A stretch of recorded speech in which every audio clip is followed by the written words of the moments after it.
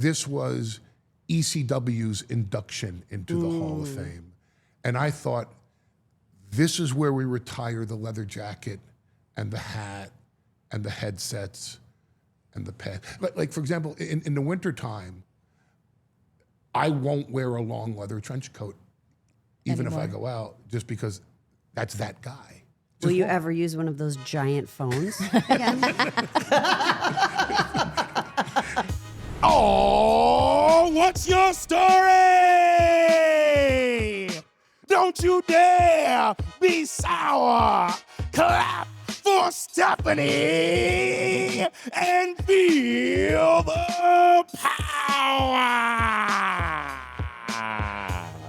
Welcome to What's Your Story with Steph McMahon, a WWE and Fanatics original production. This episode is brought to you by Factor.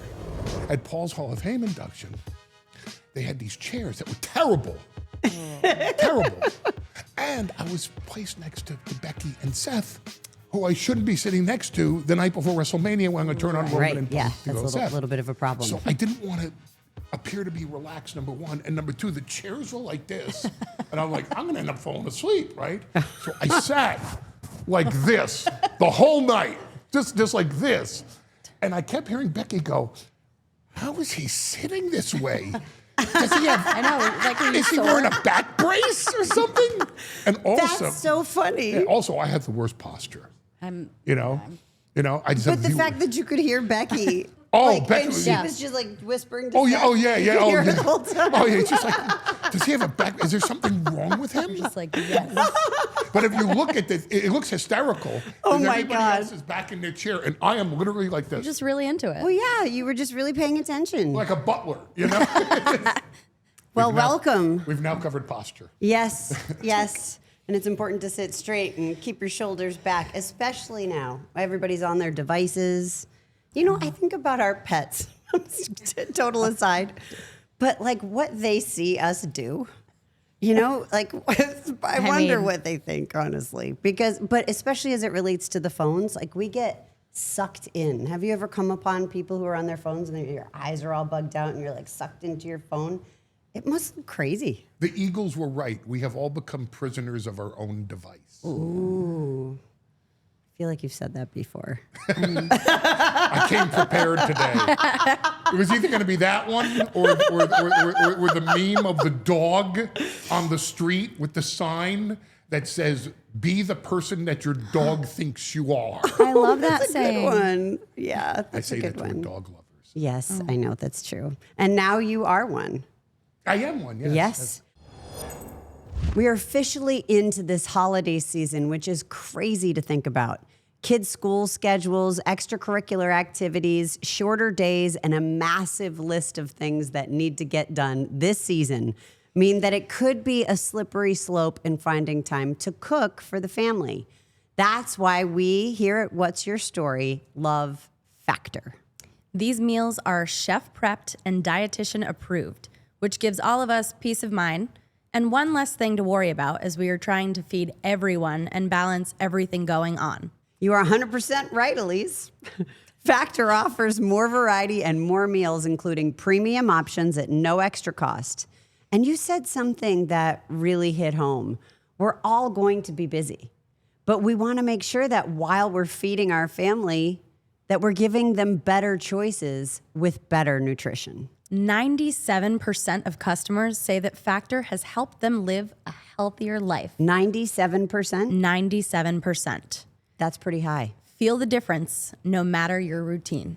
Eat smart at factormeals.com/Steph50off. That's STEPH, the number 5, the number 0, OFF to get 50% off your first box plus free breakfast for 1 year. Ooh. Get delicious, ready-to-eat meals delivered with Factor. Offer is only valid for new Factor customers with code and qualifying auto-renewing subscription purchase. And remember, that's code STEPH50 off. Do you post pictures of your dog? No. Okay. I don't, I post nothing. I am so uncomfortable being me. Like, I wondered if you were going to talk about this. sure. So tell me, because this is the second time you've said this to me, and I wasn't going to say it, but now that you've said it, you said I'm much more comfortable playing a character than being myself. Yes. Why? Because I know how fucked up I am. And I realize... We're all fucked up. All of us. But that it's doesn't- called being human. But that doesn't make it entertaining for people, except to point and go, look at that person. What makes you so bad? Oh, you know those answers. You've dealt No, with me what for a long makes time. you so bad right now? I don't... What makes you so bad being yourself? It's not bad. It's just flawed. But everybody's flawed. I know, but nobody wants to pay to see someone that's flawed. No, okay. I understand playing a character. Trust me, I love to play the character. But I am also very comfortable being myself in my own skin. And I accept the fact that I am completely messed up and very flawed, and I make mistakes constantly, and I ride myself so hard about it, and I do all the things that all human beings do, and so I just try to stay as positive as I can. I'm not uncomfortable being myself ever. I'm uncomfortable being myself in the public eye or allowing myself to be presented as myself. As yourself. Like, I'm super comfortable at home. I'm Right. super Okay. I could talk to you Yeah, I mean, I off know camera you. Yeah. forever. Yeah. And thoroughly love the conversation and never be self-conscious about it. But it's just public. Oh, dear God. But why? Shame? Oh, no, Ridicule? no. The opposite. First, I'm super private. Okay. 2, I don't think anybody pays to see me. I think they pay to see him.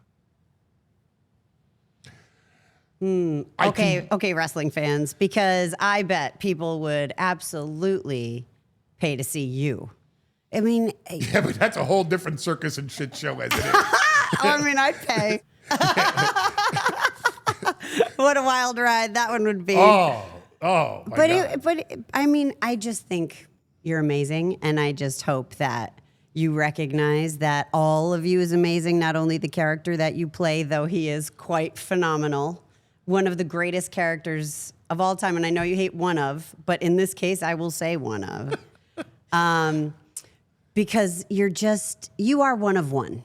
You truly are, and you've elevated our business in so many different ways. You absolutely have. And the things that you've done since you were, 15? 15. 15, backstage at Madison Square Garden. I mean, you've captured moments and people in photographs and timeless, moments in time that are incapable of being recreated. Like, you did that. You've helped build this business since you were 15 years old. That's the one that got me more than a 1-month press pass at the Garden. Really? Yeah. Because you sort of hustled my grandfather, right, on the phone. You told him you had seen him at the steakhouse and he had promised you a press pass. But it was a short-term press pass? And then you showed him this? Yeah. Is that kind of how it went? What happened was, my mother used to go to Delancey Street to shop on Sundays because it was open market, very European. Mm-hmm. That's where all the Jews went to shop on the Lower East Side, on Delancey Street. And she could haggle, which means she could argue, which my mother loved to do.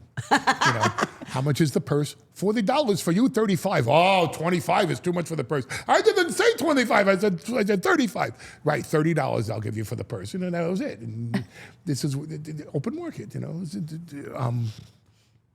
And so my father and I would drop her off every Sunday on Delancey Street. My father and I would go around the Lower East Side, go to Katz's Delicatessen, and do other things around the Lower East Side, and kill some time, pick up my mother, go to Chinatown on Sunday night, and drive home. People associate the Village Voice as being a radical newspaper from back in the day.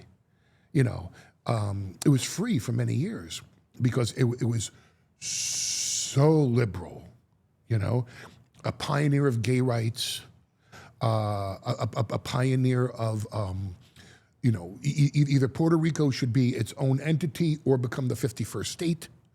A lot of liberal causes in the Village Voice. But the Village Voice wasn't the only very radical newspaper on the Lower East Side. There were dozens of free newspapers for every cause that you can imagine. Black Panthers, the Palestinian cause, Jewish causes, Mormon causes, all to the extreme. Okay, no centrist views here. Not even most of the time reasonable views. Radical newspapers. And I was always fascinated by these radical viewpoints, always, because if someone could articulate it, I wanted to read it. I didn't care whether I agreed with it or disagreed with it. I was fascinated by someone who could eloquently, articulately, passionately, mostly, present the opinion of this particular viewpoint. And in one of these newspapers, there was a sports column, which made no sense whatsoever. Because it wasn't even a radical sports column, like the Yankees should just shoot everybody in Yankee Stadium. It was just a sports column, which probably the son or the daughter of the owner of the newspaper was probably, hey, you want a kid? The kid needs a place to start writing. Write for radical New York. And in this newspaper, in this sports column, the writer told the story that he was leaving Ben Benson Steakhouse in New York City and ran into Vince McMahon Sr., as he was known back then, and his entire inner circle, Gorilla Monsoon, Willie Gilzenberg, Phil Zacco, Vincent Kennedy McMahon, Juanita, Linda, Arnold Skoland, Betty, and that this is where he would take everybody after the Madison Square Garden shows, because Ben Benson Steakhouse was next to the Warwick Hotel, which is where he would stay when he was in New York, because that's where he got his hair cut. The son of the barber at the Warwick Hotel opened up his own shop at the St. Regis years later. But I read, he was at Ben Benson Steakhouse. Interesting. So I ran home from school during lunch and I called the Cape Cod Coliseum, which at the time was family owned. And that was by my parents. That was the phone number for the Capital Wrestling Corporation, because Vince McMahon Sr. was in Fort Lauderdale. So I called up and I said, hi, this is Paul. I had a deep voice when I was a kid. And I said, hi, this is Paul Heyman from the Wrestling Times. I'm calling for Vince McMahon. And the person, who obviously didn't last past 1984 in this company, said, senior or junior? Because the word junior did not fly after 1984. Yeah, we never used junior.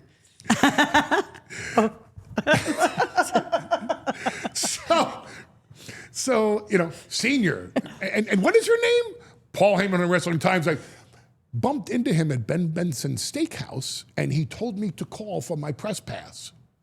Wow. Well, I'm sure that no one knew in this avant-garde radical newspaper that was for free on the Lower East Side in New York City, that was read by 50 people, on a sports column read by only the person writing it or his parents that probably owned the paper.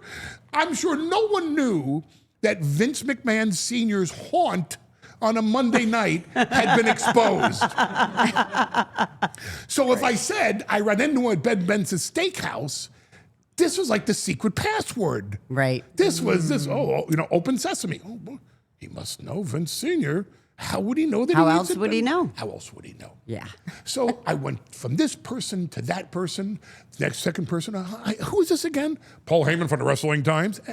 And for whom are you calling? Vince McMahon? Senior or junior? It's like what's this, a running gag?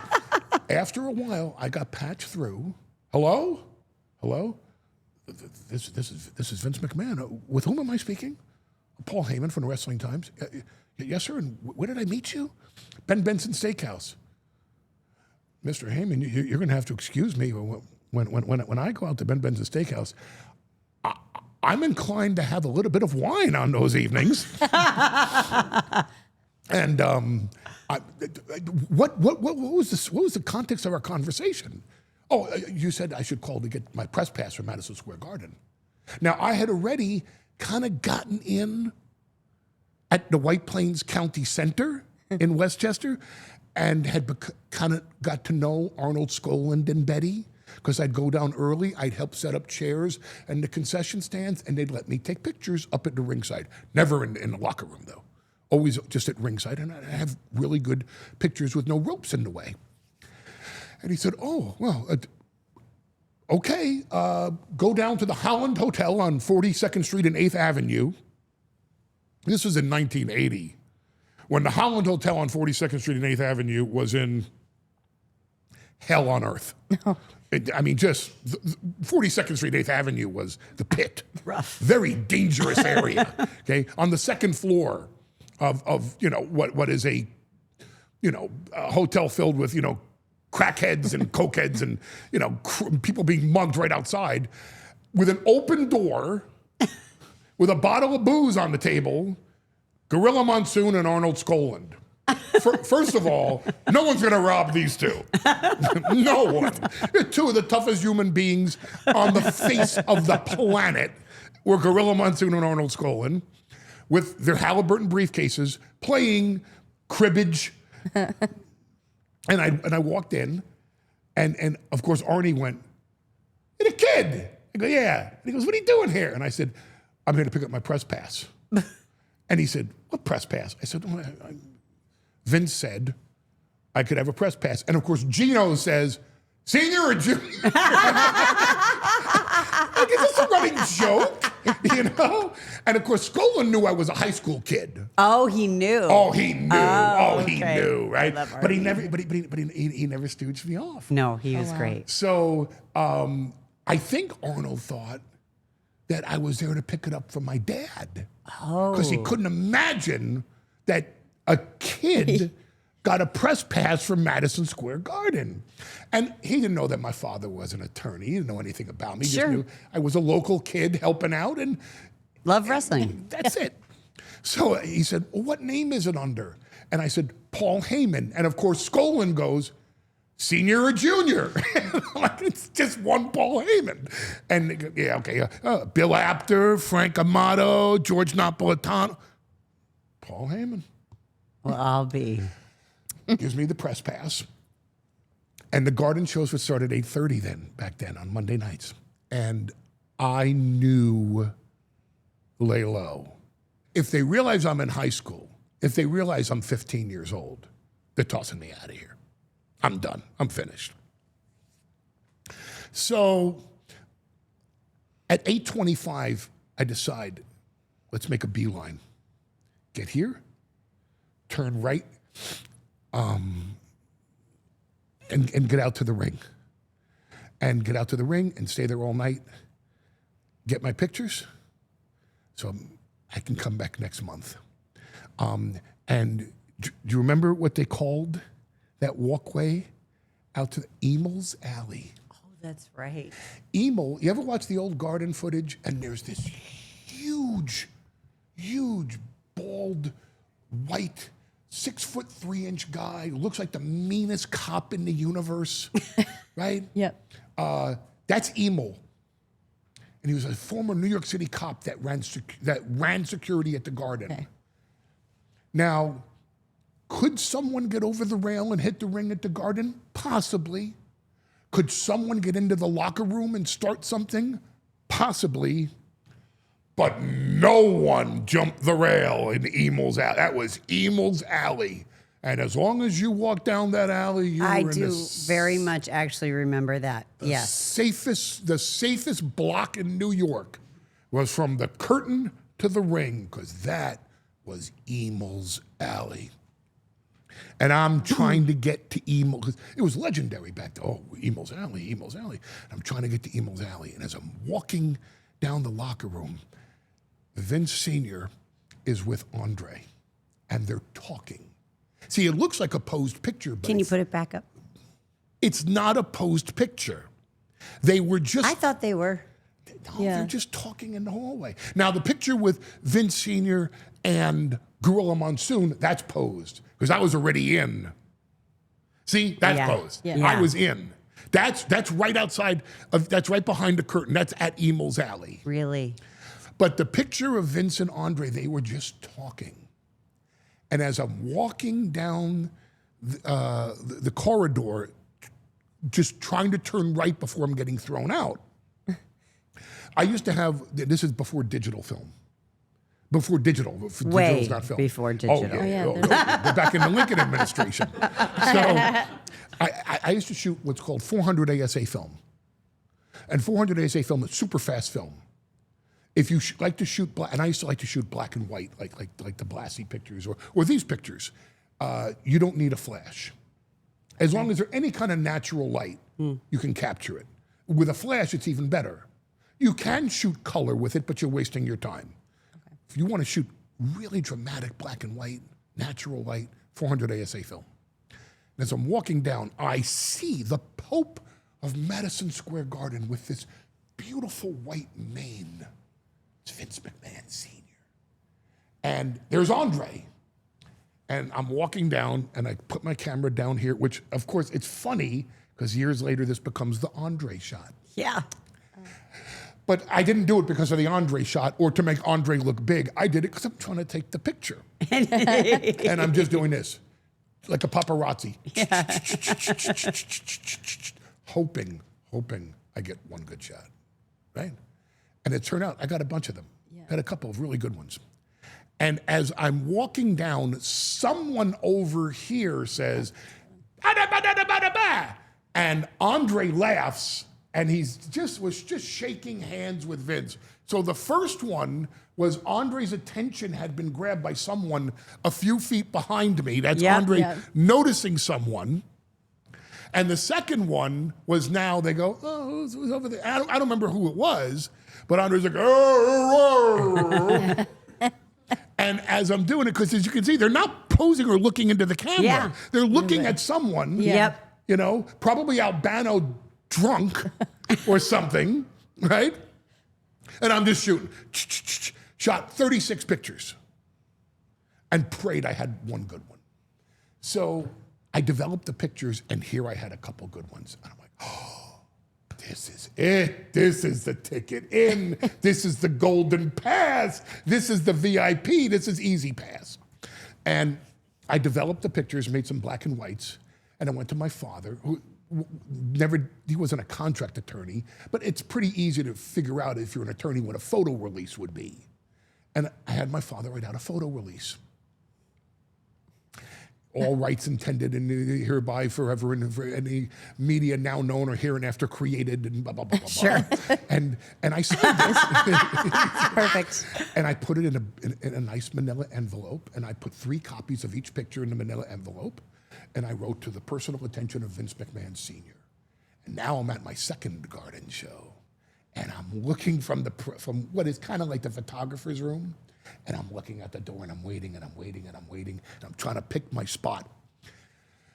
And as soon as I see Vince Sr. alone, I make my move. And here I go hustling down the hallway, and I say, "Excuse me, Mr. McMahon, this is for you, sir." And as I hand him the envelope, 2 of Emel's cops, one grabs me by this arm, one grabs me by this arm, lift me up, and drive me back. And back then, that elevator was right there. That was the end of the hallway. Wow. And with my feet going, no, I have a press pass. I have a press pass. Open it. Right? Open it. I'll show you my pass. Right? Which is, by the way, why years later, even when I owned my own company in ECW, I always wore the passes around my neck. Wow. So that no matter who you are, if you don't know, like I'm walking in my own locker room, you know who I am. I belong here. I have a pass. I have a pass. I have a pass. I have a pass. And I'm driven all the way back to the other. You don't approach him. Who are you? What is your name? Who are you, young man? Blah, blah, blah. And I'm desperately holding onto my camera so I don't lose my camera. Right. Yeah. Right? And all of a sudden you hear, gentlemen, excuse me one moment. Howard Finkel. Oh my God. Howard Finkel comes over and goes, gentlemen, everything is okay.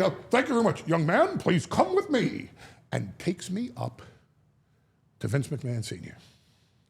And he's standing there, and there was a guy named Chuck Popeye Richards, who was an old school wrestler from back in the day, who, by the way, was Chris Candido's grandfather. You're kidding. Wow. And Chuck Richards used to come to Madison Square Garden in case Monsoon was busy, in case Skoland, who gave out the draws, Skoland walked around New York City with $25,000 in a Halliburton because no one was taking that money away from Arnold Skoland. But if Vince Sr. just happened to be alone and Emo was walking someone out to the ring, someone got wise, Chuck Richards was standing by. Tough guy to get past. Tough guy to, if he got his hands on you, you had a serious problem in your life. So a couple people were around him. And he goes, young man, who took these pictures? Well, I did, sir. What's with the photo release? Well, you allow me access to your world. I'm trying to give something, you can use it for anything, posters, programs, publicity, whatever you want. Please, I don't just want to take, I'd like to contribute. Looks around like, who is this? And he goes, young man, are you going to school? Now, he meant college. And of course, I'm not going to go, yes, and I'm in grade school. You know what I mean? Right? And I go, yes, sir, I am. He goes, reaches in his pocket, takes out a $50 bill, folds it very Vegas style, like in his hand, goes, young man, allow me to contribute just to your transportation costs coming here. And puts a $50 bill right there in my hand. Wow. And he says, next month, bring me a couple pictures, one with a photo release. Let's do this again. Every month here at the Garden. Yes, sir. Thank you very much, young man. Oh, thank you very much, sir. And I got away from him, because back then, I knew when to stop. Plus, I kind of got what I wanted. So every month at the Garden, I would walk up to Vince Sr., and I'd hand him an envelope with a couple of pictures that I thought would be relevant to him or his cause or who was on top, or Don Morocco, Greg Valentine, Ernie Roth, the Grand Wizard, Freddie Blassie, Lou Albano, whomever it was, Bob Backlund. And he'd say, oh, young man, well, thank you very much. And put a 50. And he would ask me a very short question, of which I'd give a 1 or 2 sentence answer and get away, because I didn't want to overstay my welcome, which is a lesson I did not know in my 20s and 30s. But I just figured this was it. This was a wonderful relationship. And, say something like, what about tonight's show are you most looking forward to? And I tell him the match, and thank you very much. Or, what about last month's show still resonates with you? And I'd give him a very quick answer, and that was it. I'd get one question, I'd give one sentence question, 1 sentence answer, and I'm out of there. But that's the story. That picture got me into the business. You were the counsel even then. Wow, fascinating. Yeah. He's a very interesting man. I know you and I have talked about it. I wish you knew him more. Yeah. Yeah, fascinating.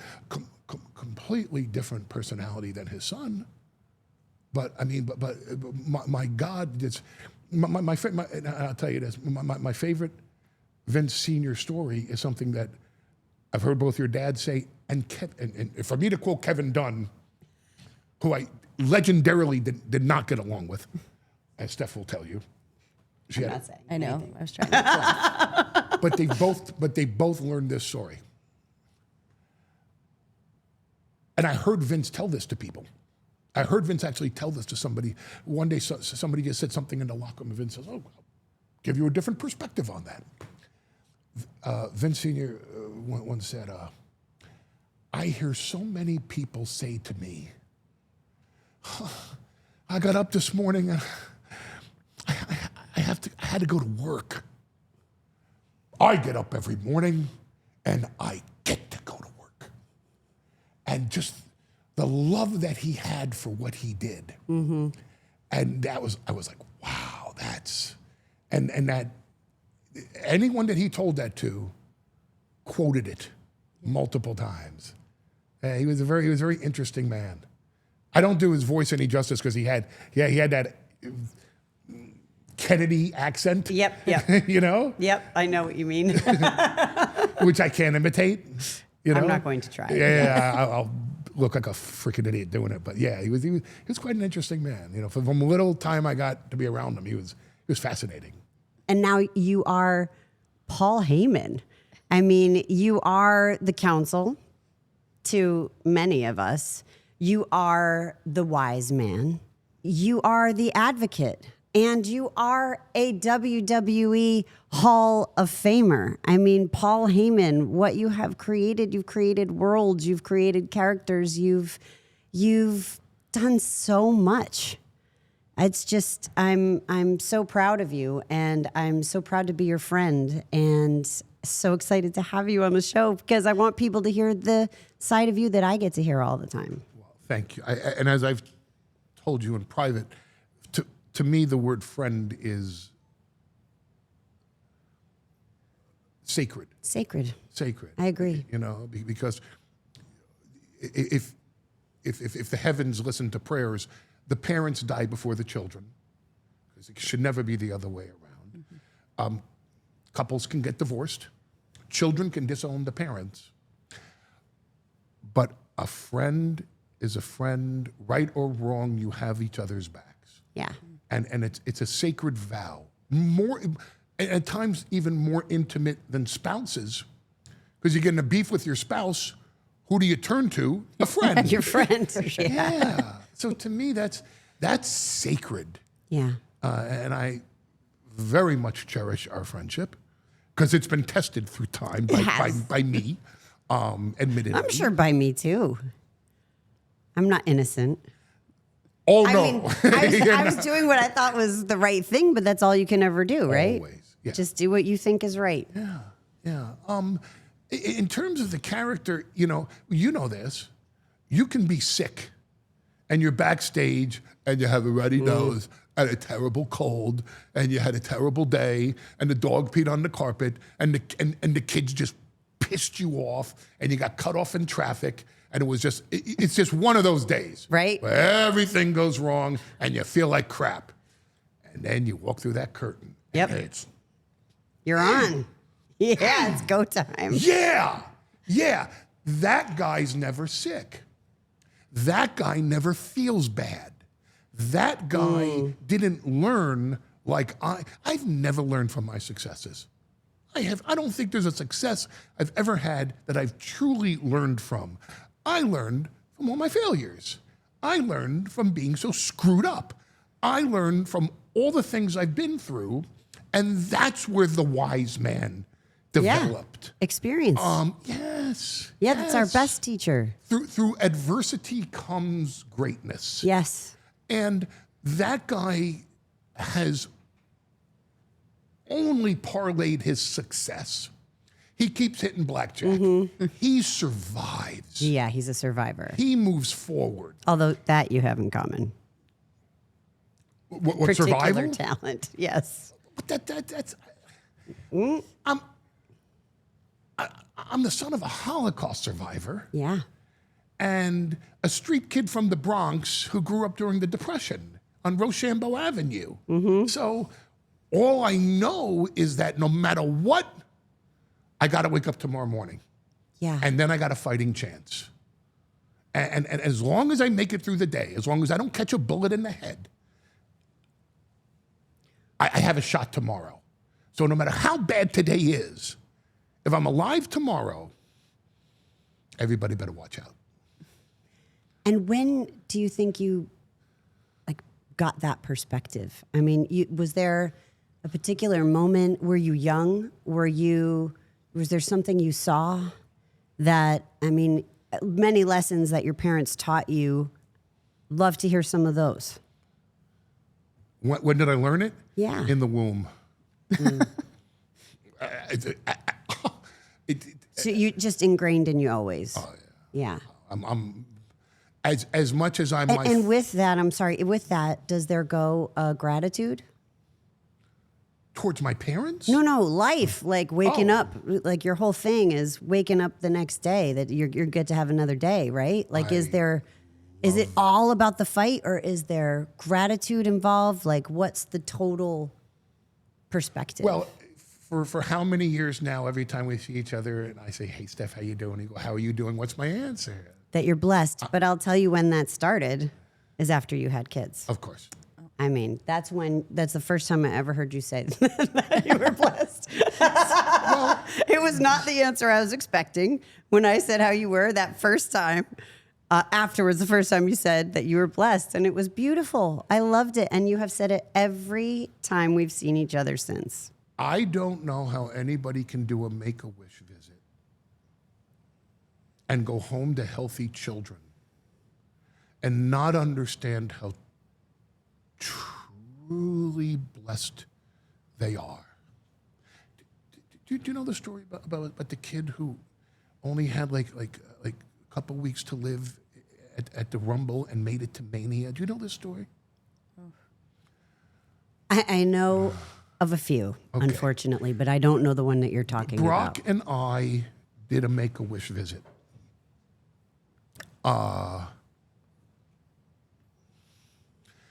And it was a young man. He was 11 years old, with the wisdom of like this 80-year-old little Jewish man, right?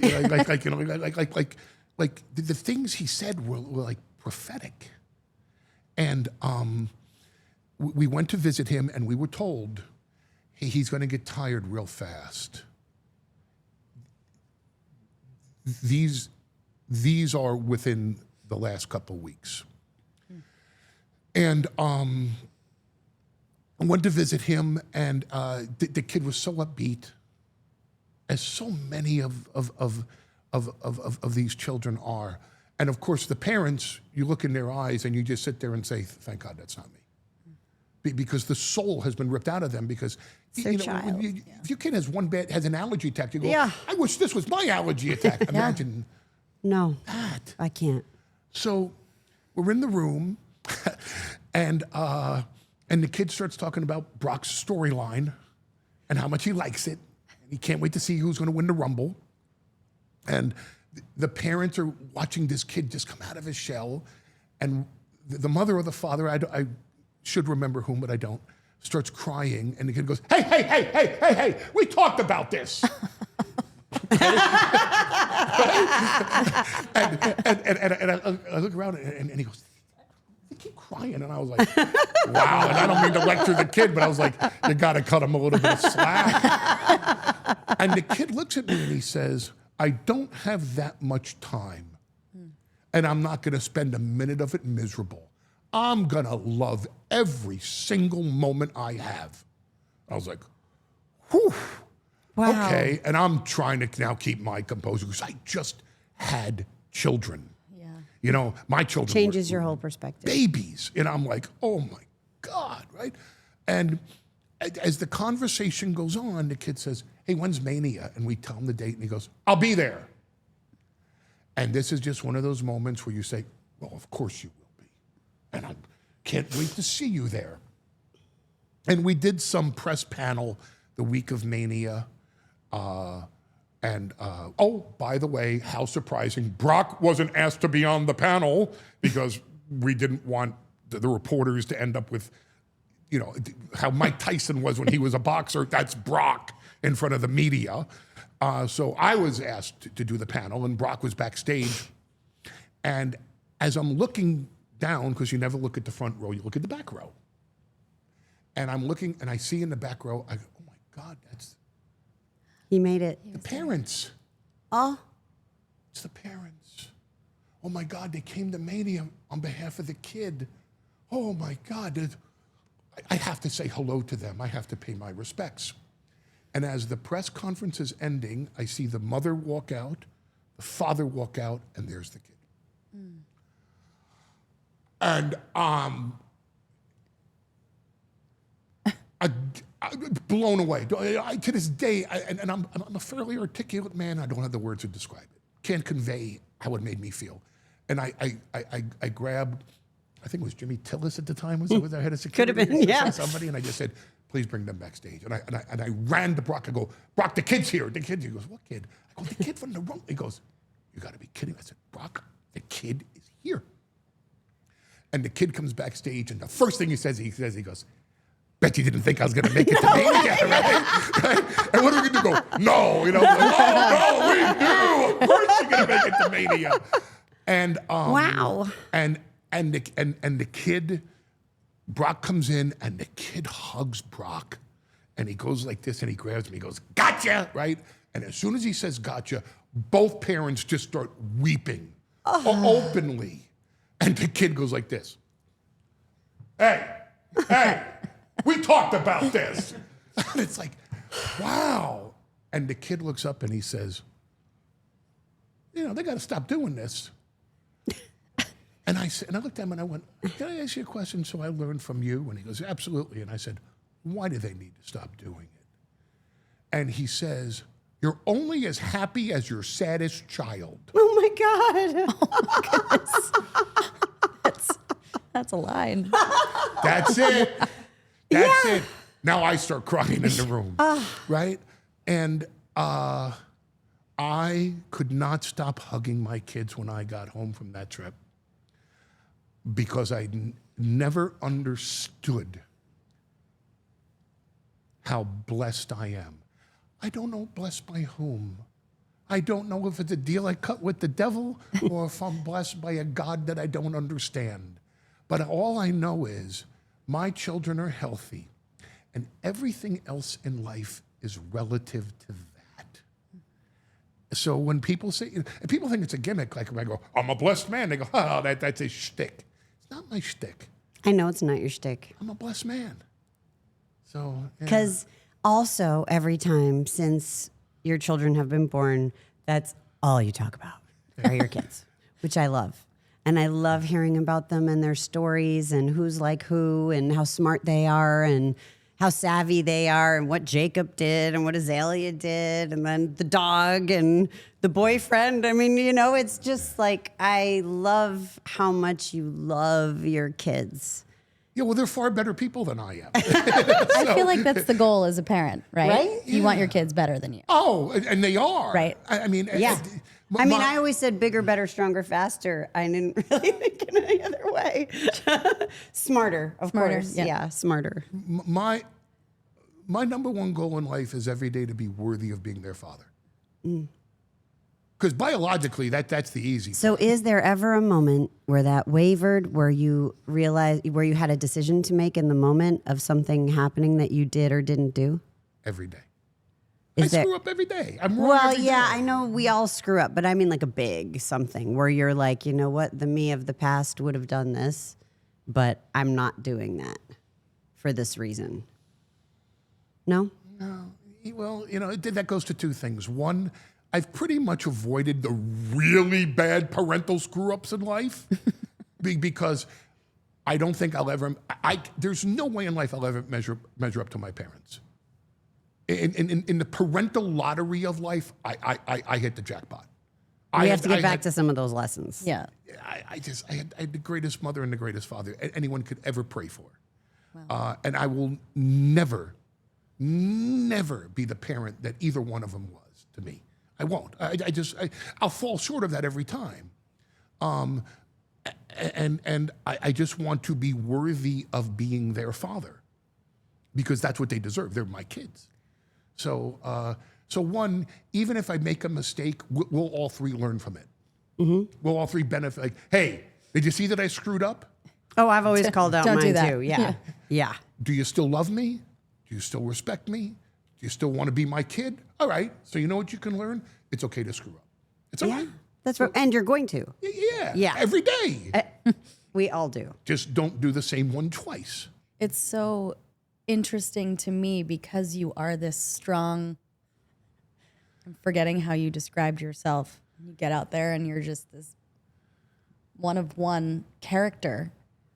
I assume that's you all the time and that you would be so comfortable with yourself. So you're saying this and I can't believe that this is the same guy that everyone listens to. Every story you tell, it just feels, it's surreal to me that you're uncomfortable.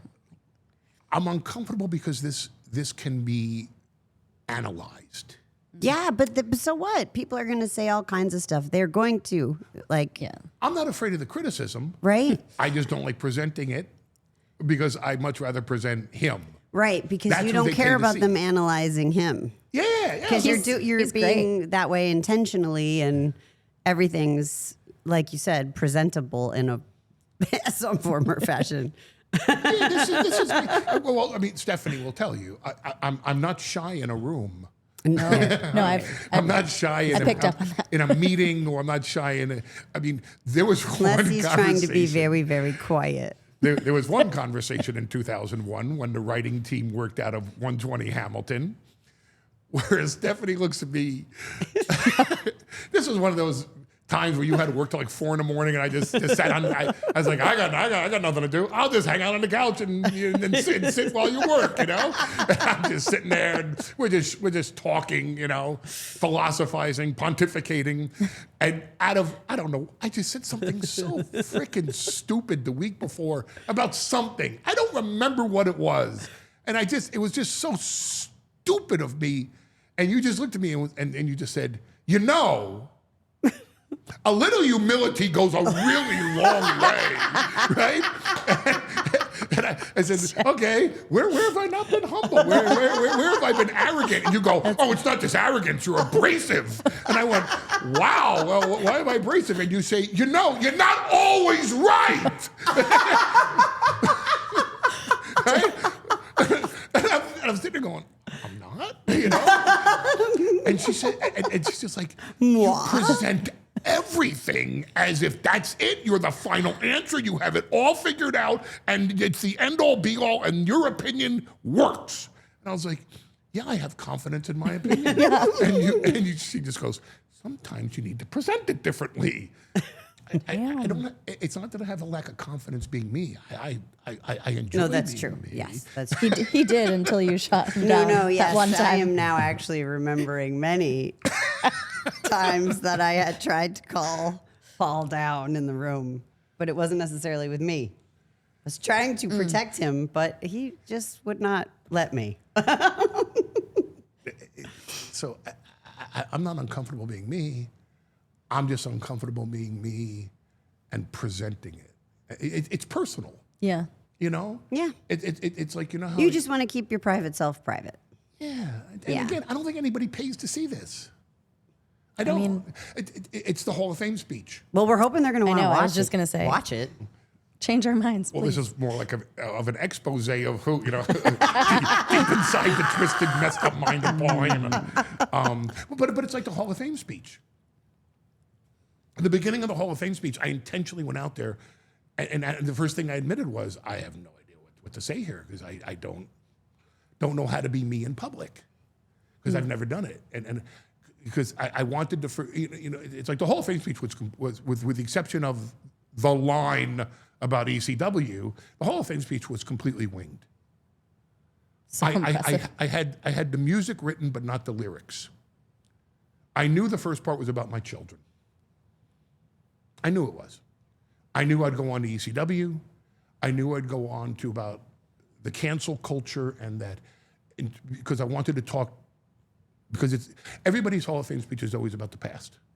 I went to Atlanta, and I went to Memphis, and then Vern Gagne. And then, I know I am, believe me. and I don't live that way. I look forward. So I wanted a lot of my Hall of Fame speech to be to the next generation. Here it is.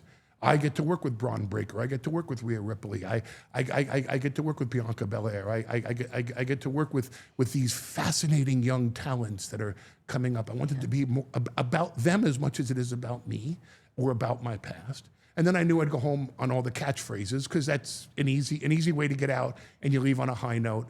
And then it's to everybody else that had to follow that motherfucker. That's it. Let's go. So good. Yeah. I just, when I started talking about Paul, that wasn't planned. But it was like, okay, why am I here? I turned down the Hall of Fame 4 times. And I just thought, I will never do it while I'm active. And my kids always wanted me accepted because they were afraid they were going to have to accept it for me after I died. That's what they said. Oh, of course.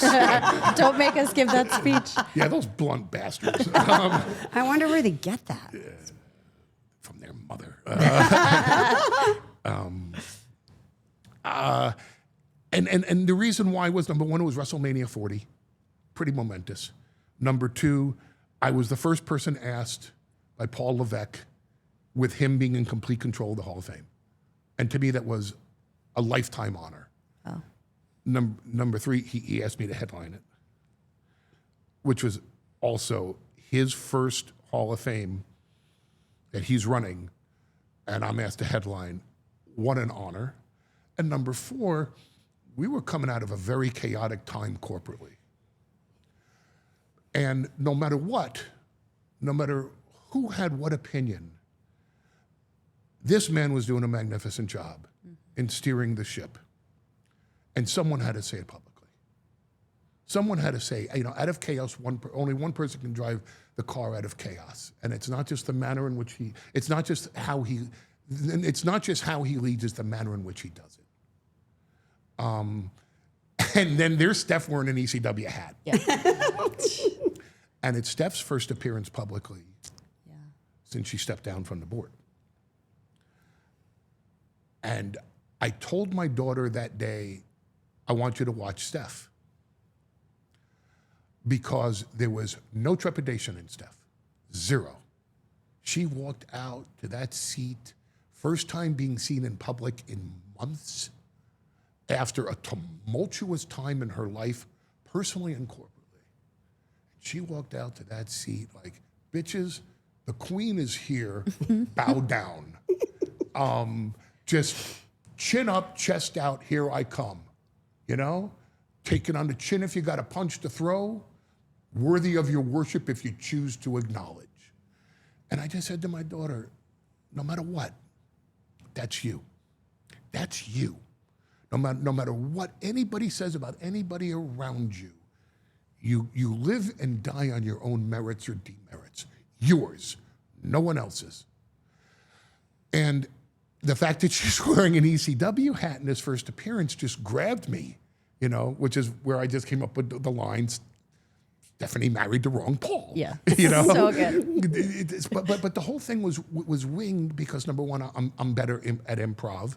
I didn't try to memorize anything. I didn't want to memorize anything. I wanted the whole thing from the heart. But I knew the first part would be completely out of character. And when I went out there and I hugged Roman, and Roman said to me, he says, I can't wait to hear this. And he's walking away, and I'm thinking to myself, man, are you going to be disappointed?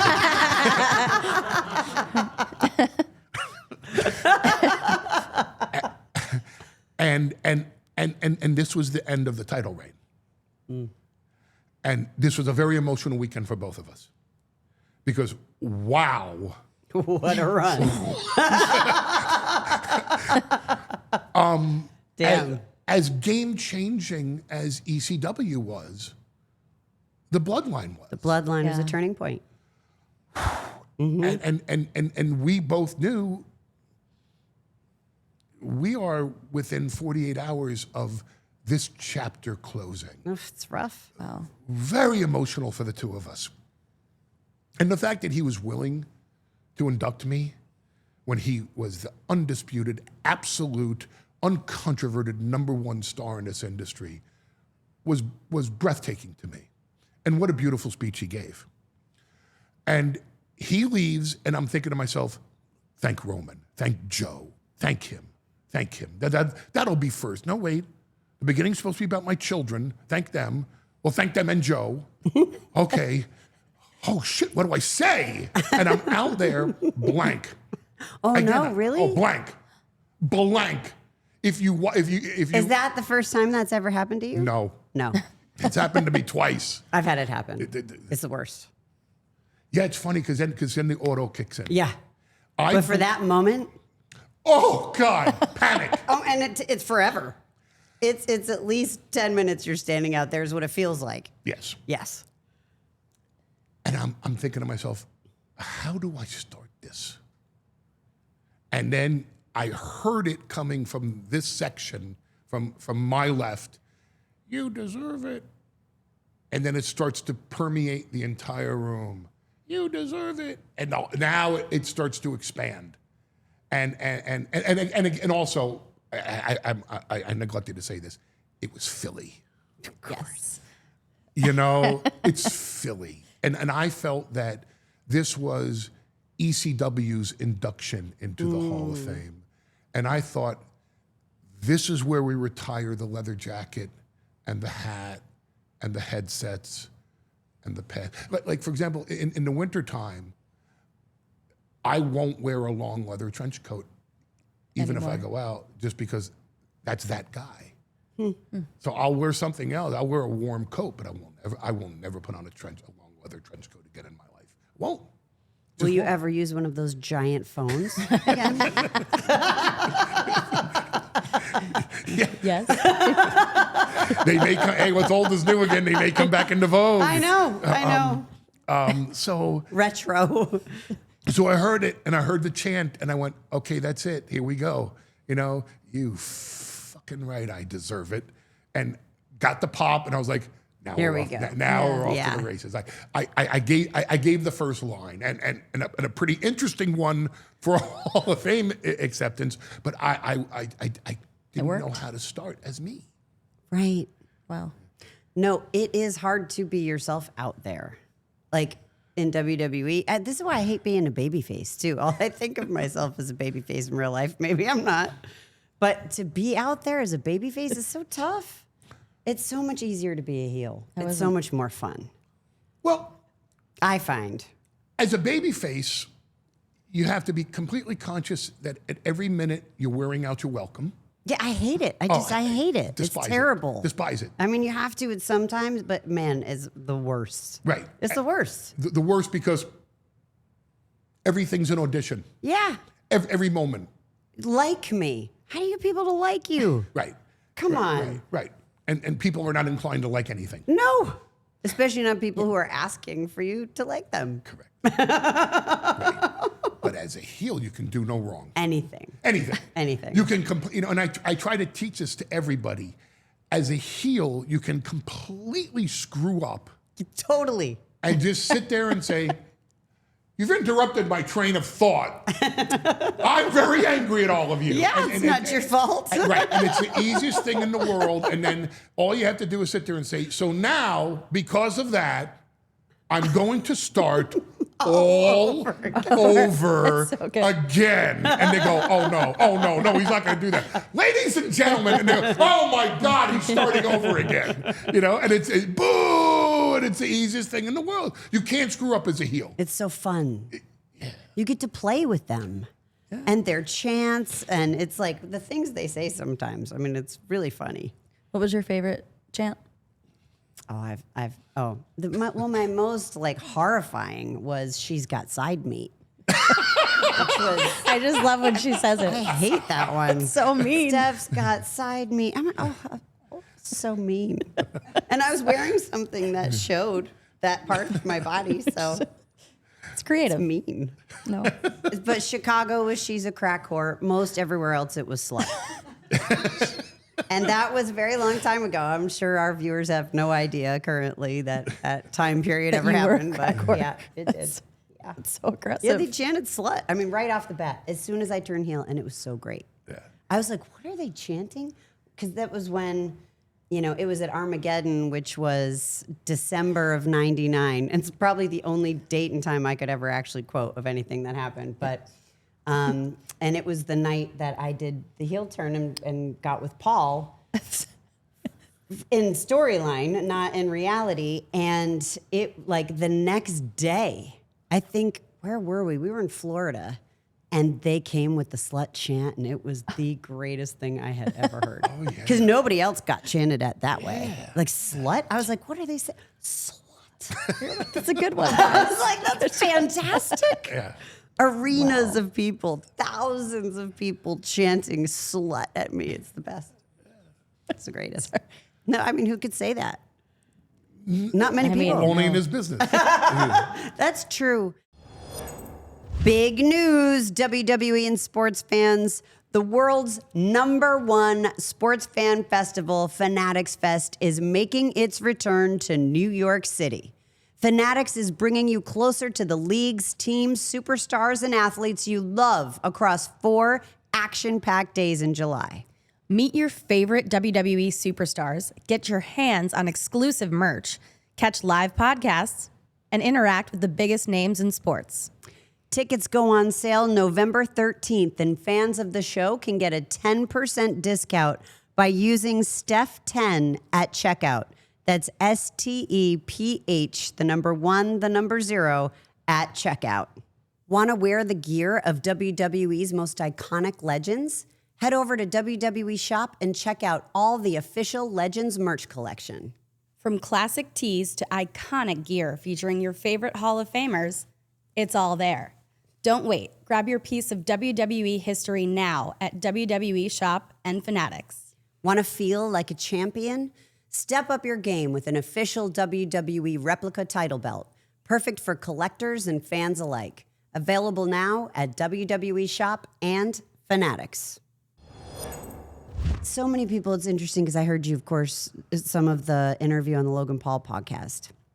And Logan's like just starting to figure it out, right? So it's so interesting to hear his perspective and the questions he's asking you and, you know, having a feel for where he is myself and where I think he can be, which is sky's the limit potential, right? Yeah. Like, and so I pay close attention to some of the things that he does and says. And so listening to you with him was just, it was really fun, you know? And I'm curious, when you have spoken to Logan or some of the other talent that you have carried along the way, what are some of the consistent messages that you present to them? What are some of the things that you say to draw their best out of them? Because I think that's a unique ability that you have. If I'm going to work closely with a talent, the premise is always going to be you have to let me understand all your trigger points. How can I make you cry? How can I make you angry? Well, that part is easy when it comes to people talking to me. How can I make you happy? What's going to tear you up in happiness? Did your dog die when you were 5 and it still bothers you? Did you have a relative that passed away early? Mm-hmm. Where are you most sensitive?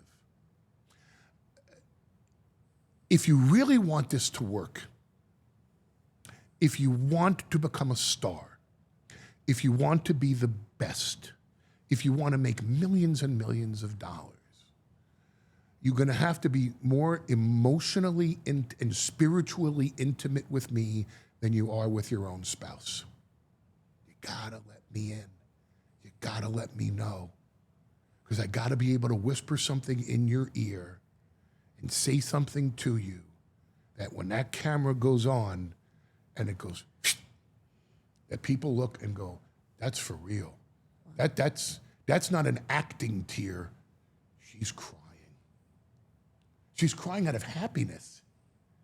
Well, how did you feel when Aurora was born? Oh my God. Oh, boom, the emotions come right out of you. It's happening right now. No, but where I'm actually going is I always tell people that they need to be vulnerable. Like which is exactly what you're saying, but you're saying be vulnerable with me. Yeah. And my advice is always to be vulnerable in front of them, the audience. But in essence, that's what they're doing. They're just doing it because you're feeding it to them with real life moments like method acting that they can react to. There are things.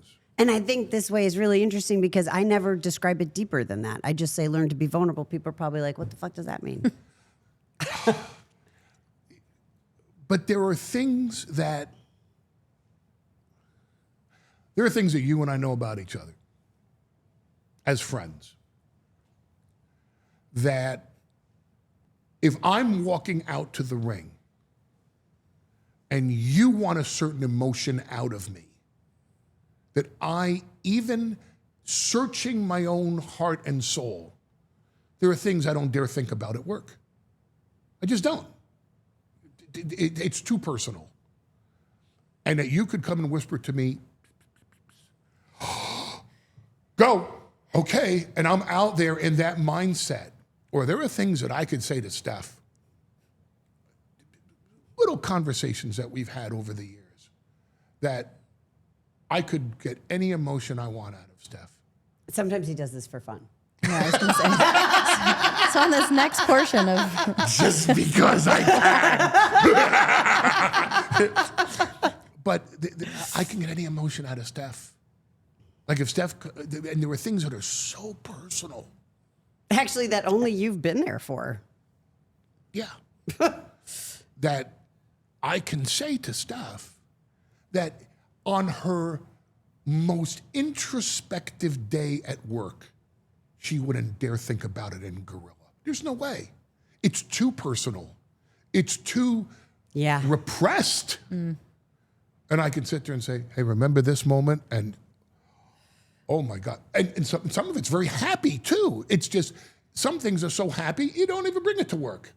And some things are so deeply rooted in your own things that you work out in life that, woof, that's where we go.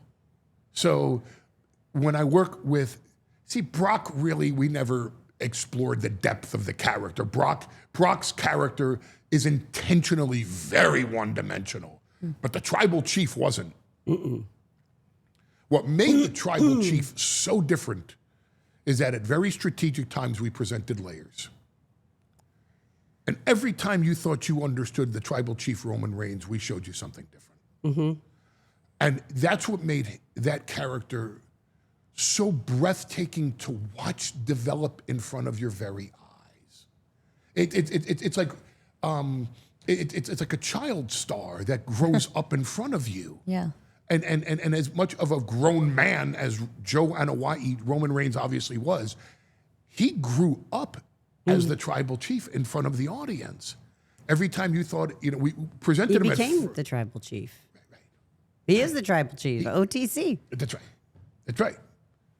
Yeah. So, and there were things that he entrusted me with that I don't think any other person on the face of the planet knows about him. And whether it was a promo in front of an audience or whether it was one of the things backstage on the couch, and he's searching for that layer that he wants to present, and I'll just pull him aside and say, this. And he'll just look and go, got it. And that's it. I know, it's tapped into it. And you have to trust me to keep that between us and never repeat it under any circumstances, even on my deathbed. That goes to the grave with me. But to get that greatness out of somebody. Oh, they really have to trust you. And for a person that admittedly will have a reputation of being untrustworthy, there are things that I will take to my grave about a lot of different people that my own children don't know. Because that's the intimacy that I will have with people that I work with. And if you give me that vulnerability, I'll never betray it. And we will have a personal satisfaction and professional satisfaction of achieving greatness together that two other people can't match. Yeah. Because it's so much deeper. Oh, yeah, it has to be. And it goes both ways, by the way. Sure. It has to. Yeah. It's reciprocal. Yeah, it's a relationship. Someone tells me something about themselves, I give it back. Yeah. I will say, well, let me tell you something about me. That's my equivalent to your story, so that I don't just understand or sympathize with that emotion, I empathize with it. Right. I truly understand where you're coming from, because here's a running joke that Steph and I have always had.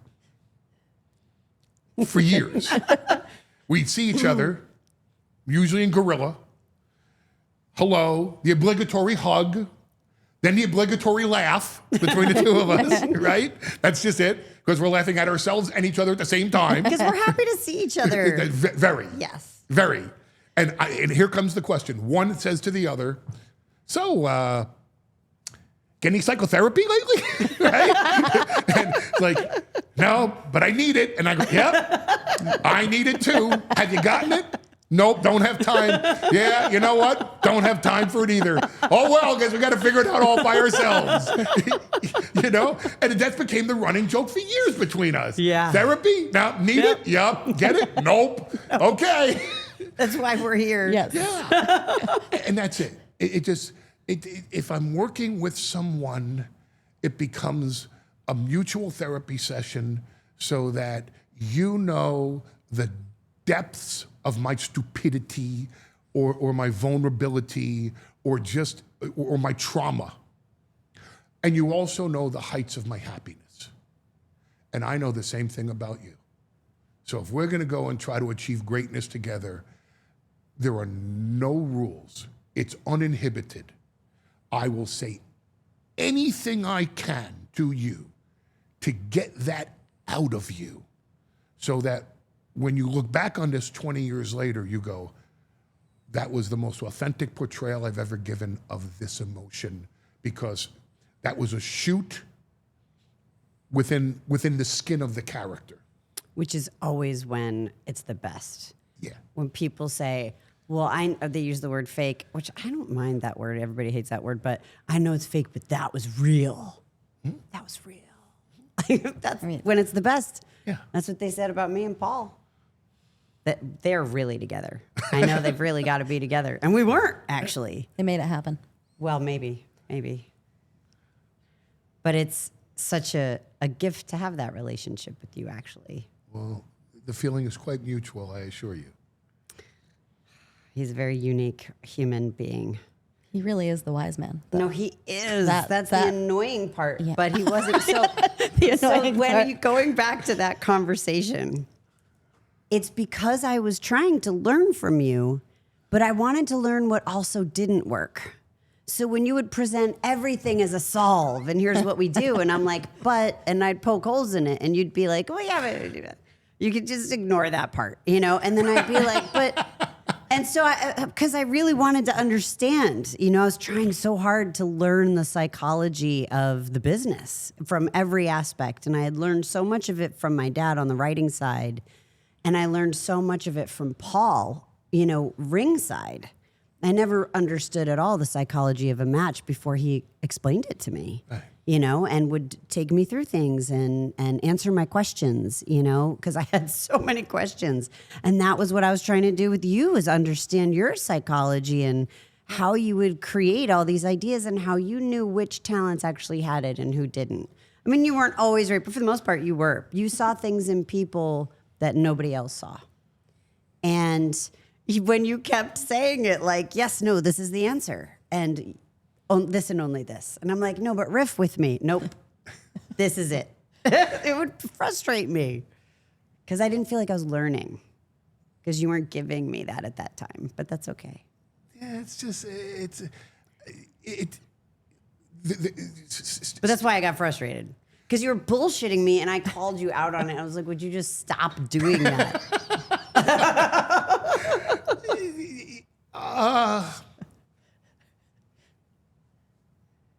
It's a mindset that there are no problems, there are only solutions. And even if there are problems and no solutions, you better find a solution or it's going to solve itself and not to your liking. That's right. You won't have any control over it. So I don't know. You control the headline. Right. Yeah. Right, exactly. Yeah. So I don't know if you've ever grown up around anybody who had any kind of control issues in life. But you either take control of the problem and turn it into a solution, or someone else will. and then you got to live with their decisions. Oh God, right? Yep. Or number two, the problem in and of itself will work itself out to become the solution because that becomes the trajectory of where it's going to go, which is the downward spiral. So you either grab it and say, "Here's the solution." And again, being an extreme personality, no pun intended. Well, actually, all pun intended. If there's a fire, I don't know what you're talking about. We made the same exact face. If there's a when he said fire, that. if there's a fire in the house, okay, and someone says, "Let's go this way," and the other person goes, "Let's go that way." Oh no, let's go that way. You're all going to burn. Right. So someone has to go. We're going this way. Follow You're me. going with me. Let's go. Yeah. Here we go. Right or wrong, we're going this way. And if I burn first. You'll all witness this, run the other way. But someone better make a decision. Out of chaos, only one person can drive the car. So I always assumed, grab the wheel. Okay, here's where we're going. Well, okay, well, no. This is the way. This is the way. Oh, okay. Yeah, that's helpful. I'm trying That's to, such helpful perspective. I'm trying to take control of the situation. Right, yeah, but I didn't want you to take control. Yeah, I know you did. I feel like you needed to tell her I this. was in control, and I was reminding you. all the time. All the time. And But you were so tricky. Oh my God. Can you imagine I'm like this 23-year-old kid or whatever, and I've got to manage you? Like you, Michael Hayes, like all of these personalities, like Dusty at one point. I mean, come on. this may end up on the editing floor. Okay? Always a good lead in. Oh boy. But we were pitted against each other. Who, you and me? Oh, of course. Oh, of course we were. Of course we were. We were absolutely pitted Why against didn't I each see it? other. Yeah. Well, you know, I first of all, I just had spent 7.5 years of my life being God of my own universe. Yes. A universe you created. Oh. Yes. Just Yeah.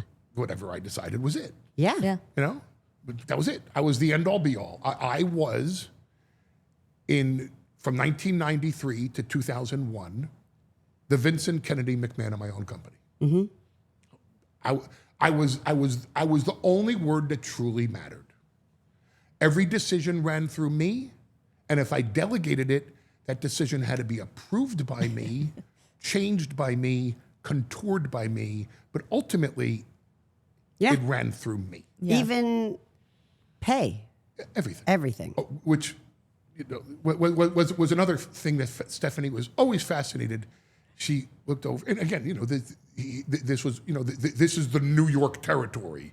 This was the place to go to make the biggest money in the industry. And I had the reputation of having the hardest working crew in the business, even more than the multimillionaires that were working here. And Steph would always ask me, how did you get people to work so hard for you and be so loyal to you when they weren't getting paid? That always fascinated Steph. But the answer? not only that they weren't getting paid, and this, I mean, with total respect, the way I'm going to say it, but you were hustling, right? You were trying to pay them. So you were saying you're going to get paid, and then they didn't get paid, but you're going to get paid again next week, and then you were shuffling. You were I had to trying survive the day. Yeah, you did. You I did. had to wake up the next morning So that was alive. more the thing to me, like, okay, the talent aren't getting paid. If they know they're, you know, like, to be lied to about it, which I would think would make them upset. But then still at that time, so sorry. I think my saving grace always was I didn't loot the company. Yeah. I wasn't one of these promoters that took the money, stuffed it in my socks, and go, oh, there's no money tonight. I went bankrupt too. Right. Yeah. I spent whatever I had trying to save the company too. I never paid myself for 7.5 years in ECW. So it's not like I got rich. Yeah. Oh, yeah. I didn't mean to imply that if no, I no, did. no, I yeah. know, I No, know but you were did. in it with them. Yeah. And that was my saving grace. Or someone would have killed me. Yeah. Well, especially one of them. Oh yeah, it's not like my locker room didn't have felons in it. I mean, if you want prison system wrestling, come to the ECW locker room. I mean, you know. You know, New Jack and Sandman. You know, these weren't people that were just open to. Oh yeah, well, I'll see you next week. No problem. You know, and I completely took us off topic with that. Where were we? So, oh no, we were talking about paying the talent and conversations you and I had about loyalty and trust and how they. She wondered how. Yeah, how they still, you know, would work for you given all of these circumstances. But before that, pitted against Oh, you each and I other. are pitted against God each of my other. own universe. Okay. Oh. Yes. You know, Okay. 7.5 years of each making every single solitary decision. We're back to the part that may be edited out. Okay. So all of this. And now I come aboard and I'm working for other people. Yeah. And there's an approval process where, number one, I was the approval process, and now I'm one of many pitching. And when you are the final decision maker, when you are the chairwoman of the board, when you are the head of the writing team, when you're the mother or father of the household, your decision has to be presented with clarity and, as Stephanie would say, not as a question, but as a declarative statement. I got those lectures too. God, I don't even remember this at all, but I didn't get that one. yeah, Same. because you never did that. Nope. Because I don't make the same mistake twice. Very That's why. That is why. Sorry for the audio. So this was a whole new life for me to learn, because Yeah. every decision I made in ECW was it, and either I had to present it with. You can't make a decision like, well, okay, I guess this is the way to go. Hey, how do we get out of this fire? Oh, I guess we jump out that window. We're jumping out that window. Let's go. Here we go. That's it. That's it. So, and I wanted to be with you so badly, and then it would get shut down. Right. And then I'm like, but why doesn't it work? I don't get it. So when I came aboard, I was told, my daughter runs the writing team. Take her out of her game. I want you to be the disruptor in the room. I want you to be the contrarian opinion. Do not make that easier. There's no nepotism here. She earns that right to manage you, or she doesn't get to do it. At the same time, so I'm walking in to be the disruptor. I'm walking in to be the bull in the china shop. I'm walking in to just say, here's the fucking answers. And she's told, God damn it, Stephanie, you got to manage that Heyman guy. He's out of control. He thinks this is his company, and it's not.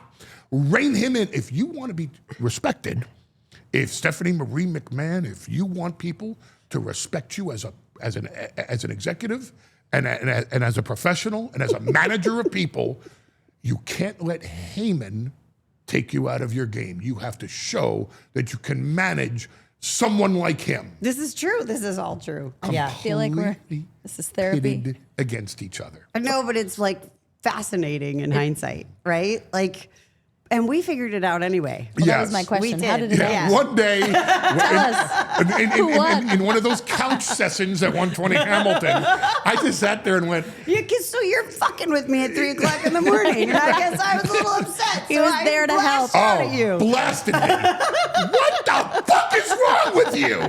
Who told you to make my life so fucking difficult? Your father. Oh. Well, he told me to rein you in. Yeah. Oh, really? You know? Yeah. It was an interesting lesson for both of us. It was. It was. And by the way, not one I bitch about, because it was really great. Great learning.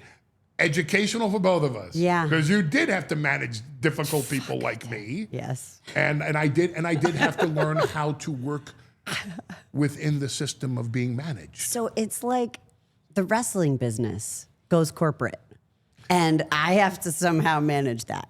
That was kind of like what my job was. And that was not easy. But so when do you guys become friends? We were always friends. But Oh, like, I always had the highest respect for her.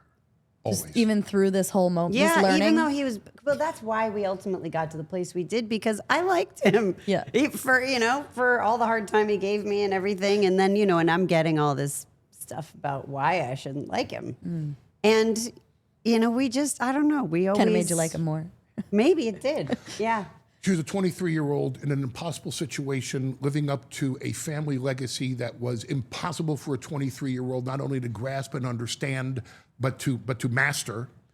Had a room of difficult people to manage, including and especially me, who thought his job was to make it more difficult for her to manage. Admired her performances beyond any words that I could possibly offer here to tell you from the get-go. And I respected the way that she ran the room. From the first day that I walked into the room and Stephanie was in charge. My job, as far as I understood it, was not only to solve problems and lend expertise to the process, but to Rattle the cage. rattle the cage. Yeah. Yeah. So, but I always had an indescribable amount of I guess we respect earned and each other's admiration. respect, Yeah. because as annoying as he could be, he had great ideas, and he was fascinating, and I loved to listen to him, though very disruptive. And also people in this business that, and I know I'm using a lot of profanity on a show that I don't know how much Gosh, profanity I'm allowed yeah, to no, use. it's Oh, no no, problem. we do. Yeah, All creative people are fucked up. Yeah, Yeah. you have to be. You have to be creative. Yeah. It's part of the creative process. It's like the old thing of you can't plan improvisation. Right. You can't be creative if you're not somewhat twisted. There's no such thing. well, you don't go very deep. Yeah, Yeah, you have to. That's the point. Yeah. You have to tap into neurosis and psychosis and the whys of things. Yeah, Man, the thing, the dark, even happy things are in the dark recesses of your mind, and you have to tap into those things to be creative. At least that's how I see it. yeah. Well, I just think everybody's totally fucked up most of the time. You guys hear that? No, I mean, and in a great way. Like, it's just, that's who we all, we all struggle with the same things.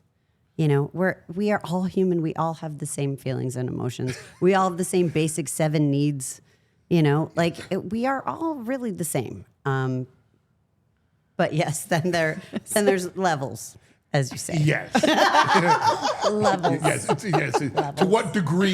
Yeah. Yes. And to what degree How many levels? How many levels? To Dante's Inferno. Yes. Yes. And Yes. how much of it can you actually realize about yourself? Right. Exactly. Paul, as you know, we are partners with Fanatics. We are. And Fanatics, of course, is the home of WWE Shop. It is. So today, our friends at Fanatics want you to blind rank 5 of the most legendary WWE shirts of all time based on the impact they had. The catch is we will go from one shirt at a time and you won't know what's coming next. This is like a new thing. So we're going to put a shirt It's on the screen the ranking of 5 things. and you're going to rank it 1 through 5, but you can only rank them once. Number 1. All right. And the next shirt? Because it originated in WCW, number 5. Wow.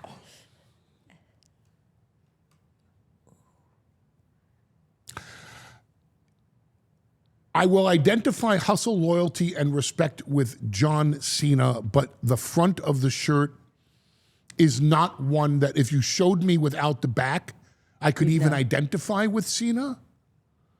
So I'll put it at number 4 with all due respect to the impact John Cena had on both the company and our merch sales, even to this day. Okay. When I saw John Cena on here, I didn't see the actual T-shirt, and I thought for sure he was, going to be, if not number 1, very close. And then, but seeing that shirt, yeah, I don't remember that guard dog shirt. Beware of the dog. Yeah, Yeah, I don't remember that one. All right.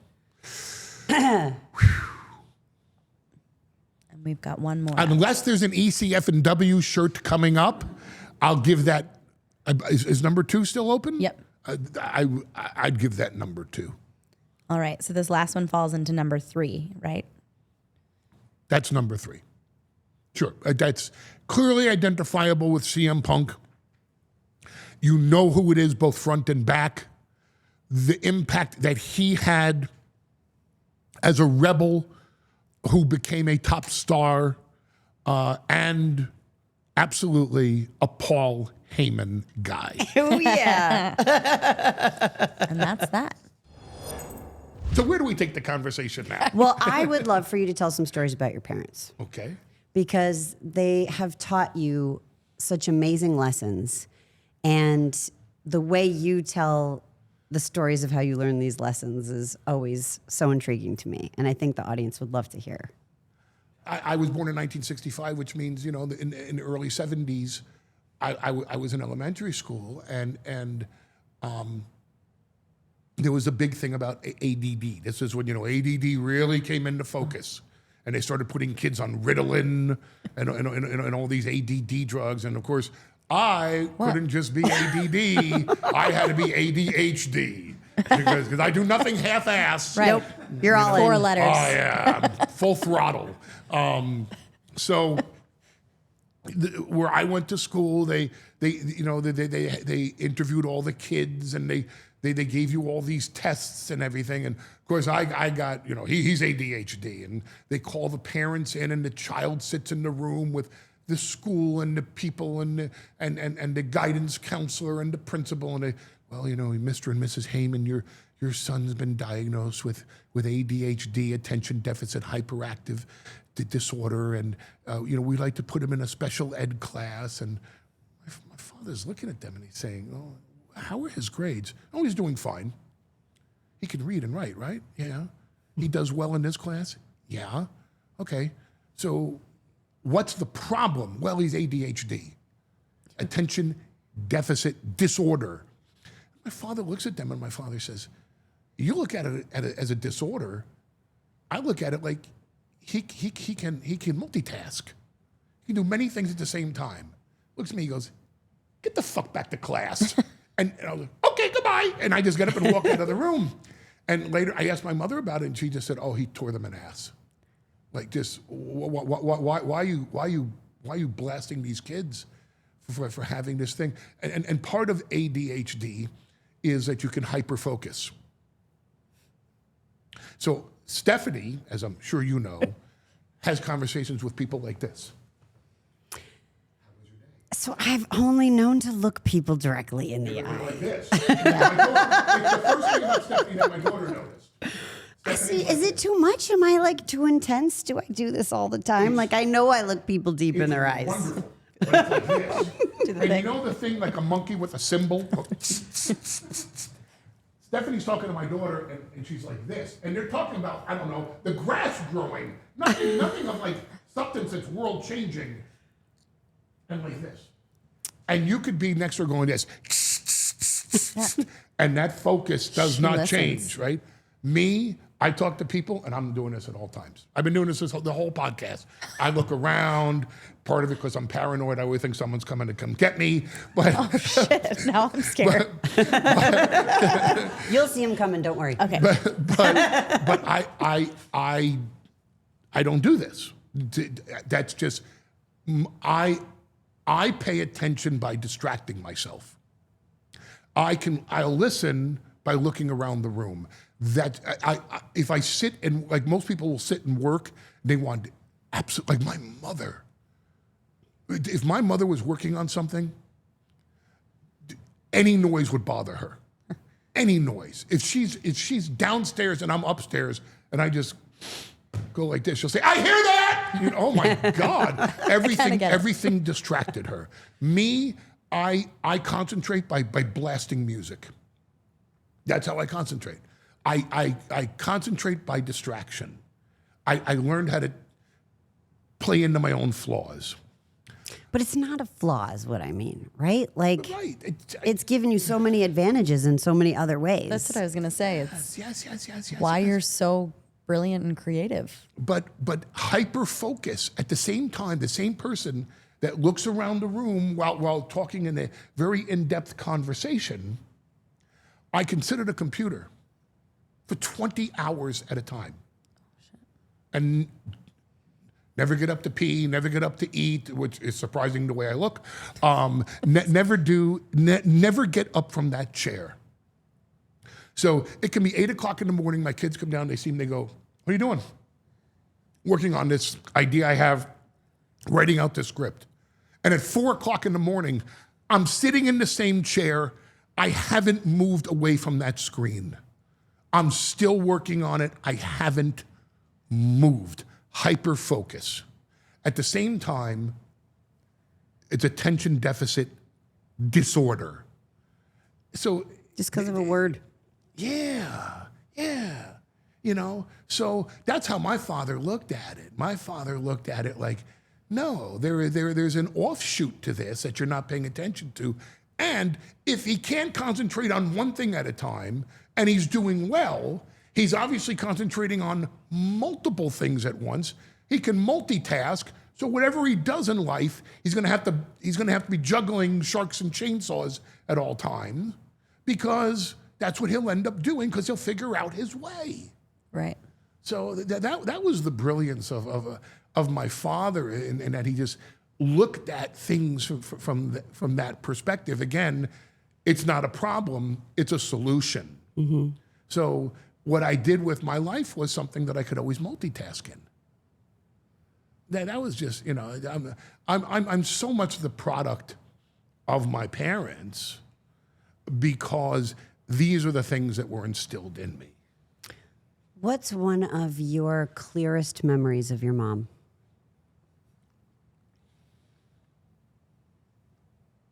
Her laughter the day of my bar mitzvah. Really? Yeah.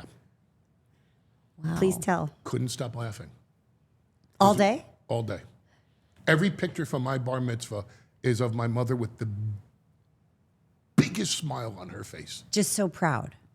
No, happy because the next generation made it, Wow. It's beautiful. because it wasn't supposed to be. See, my mother grew up in people call it Lodz. It's Łódź, Poland, and Łódź became a ghetto. It was fenced in, and the men left. The men left Łódź when the Nazis were coming into Poland, because in World War I, Germany occupied Poland, and they were civil occupiers. Men and women and children were not killed. Men were killed because they fought, Right. but the women and children were treated with civility. This did not happen in World War II. So the men left figuring, we're going to get out of here. We're not going to die. You're going to be fine. They're going to occupy, and then we're going to come back. So there were 3 brothers, Jacob, Zelig, and Lieb. My mother's father was Lieb. And they left, and the women were left behind. And now they had to be hidden, because quickly everybody realized this was not going to be a civil occupation. My mother witnessed 13 of her cousins starve to death.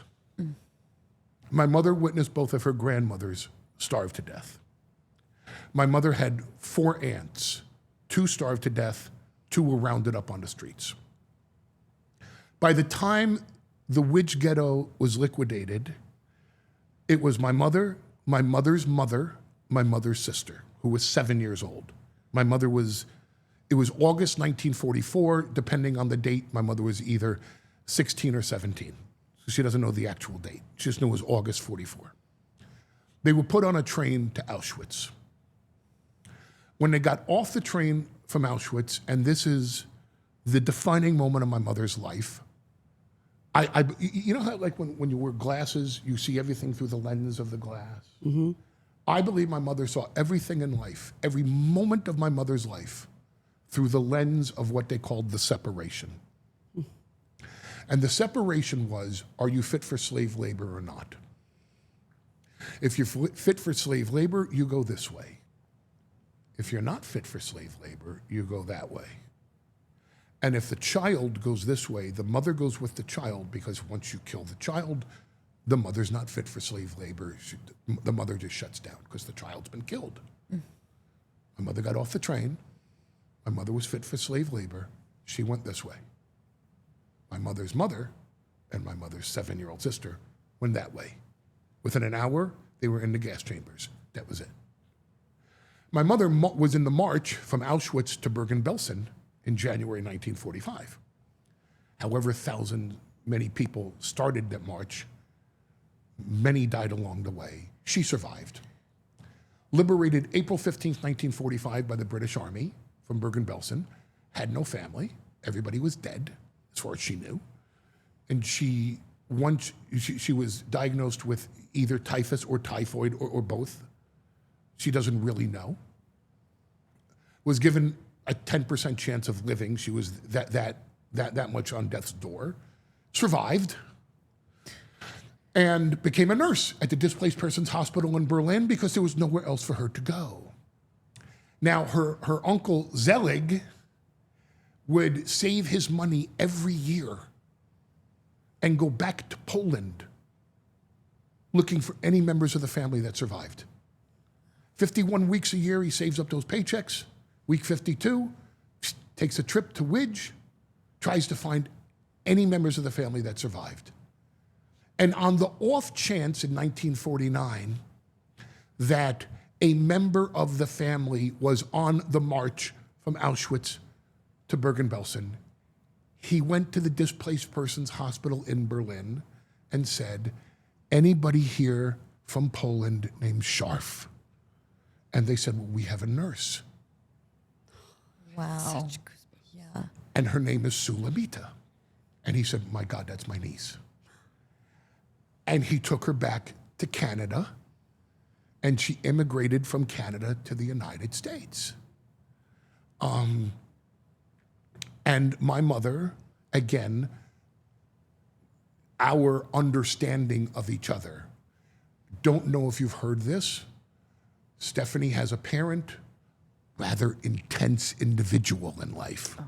My mother was a fierce personality, a ferocious human being who wanted every moment out of life that she could possibly get, which is why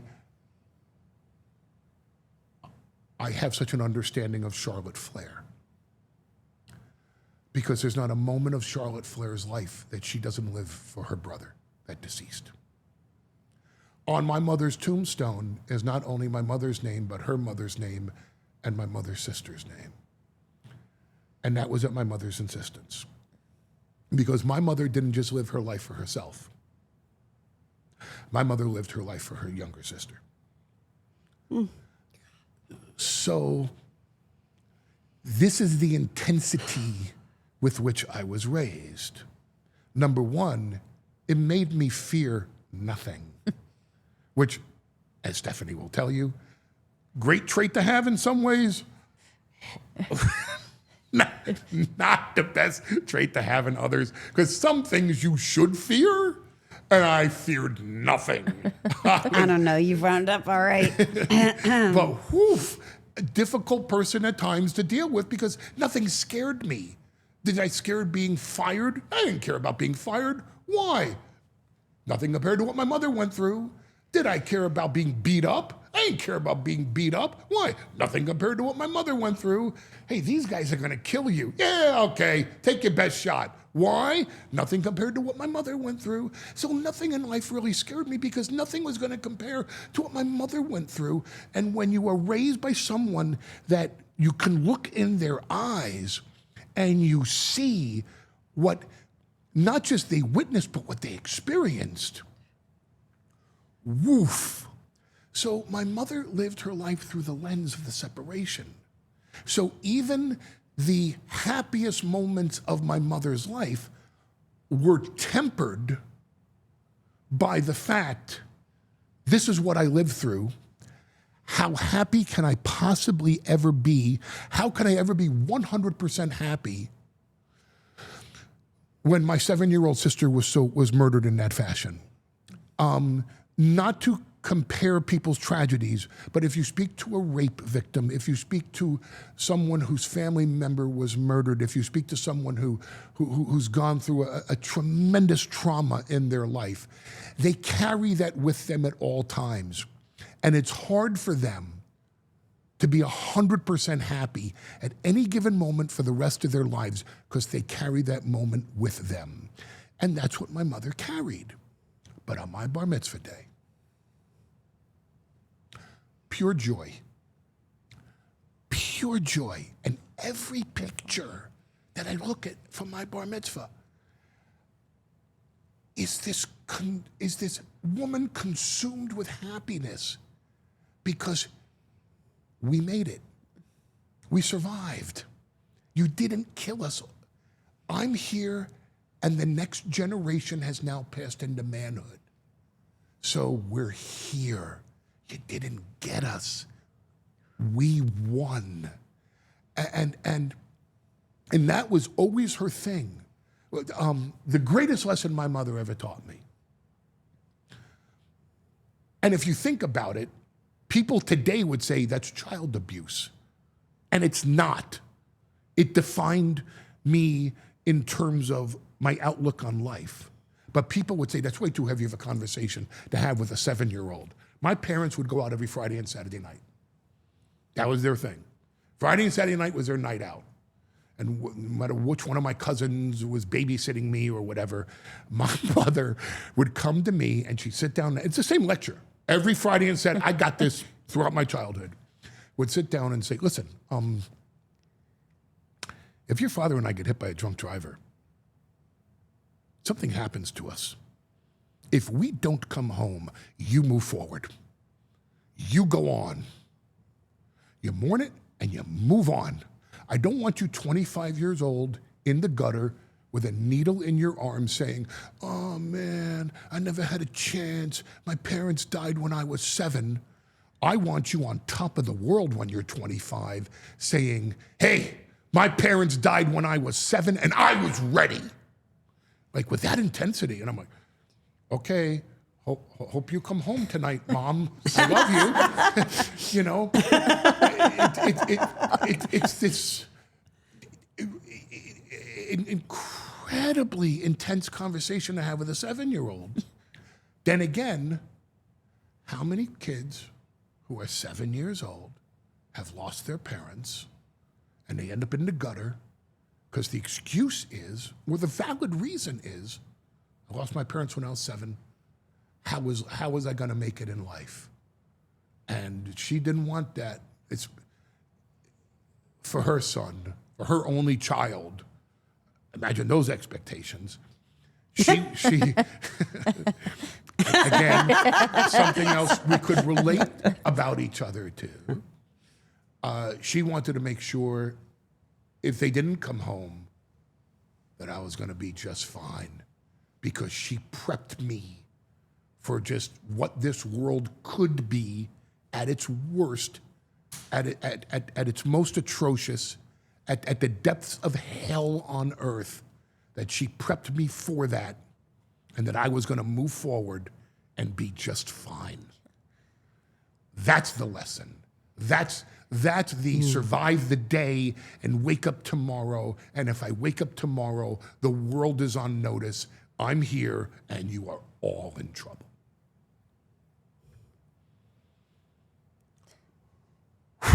Yeah. Therapy session. No kidding. Yeah. I'll give you an asterisk. I'll give you a confession, Oh, keep it going. since we're talking about what could or couldn't be abusive of children. Oh, great. Keeping it topic. light. I know two other children that got raised with a similar speech. Azalea and Jacob. That's what I was going to ask, actually. Thought it was you. I got nervous. No. Told them the story about they are keenly aware of the story of my mother. And as soon as they were old enough to understand the concept of no matter what, this is how we go, that got instilled in them too. Always with the caveat is, this is what my mother taught me, and this is what I'm going to teach you. and it's going to serve you in life because you move forward. It's awesome, Paul. And it is a true testament to who you are as a dad.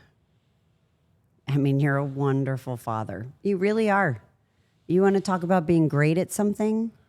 I think you're an amazing father, and your kids are the result of that. They are great kids. I mean, they are. And you know it. Thank you. Yeah. And as a parent, it's okay to brag. Yeah, I'm humbled by them. Yes. Yeah. Yes. Thank you. Yeah. It's amazing to watch. It really is. Because, I mean, if you're going to have kids, you have to love them to death, you know? Love them as hard as you possibly can. And that doesn't mean you don't teach them the hard lessons. That means you do.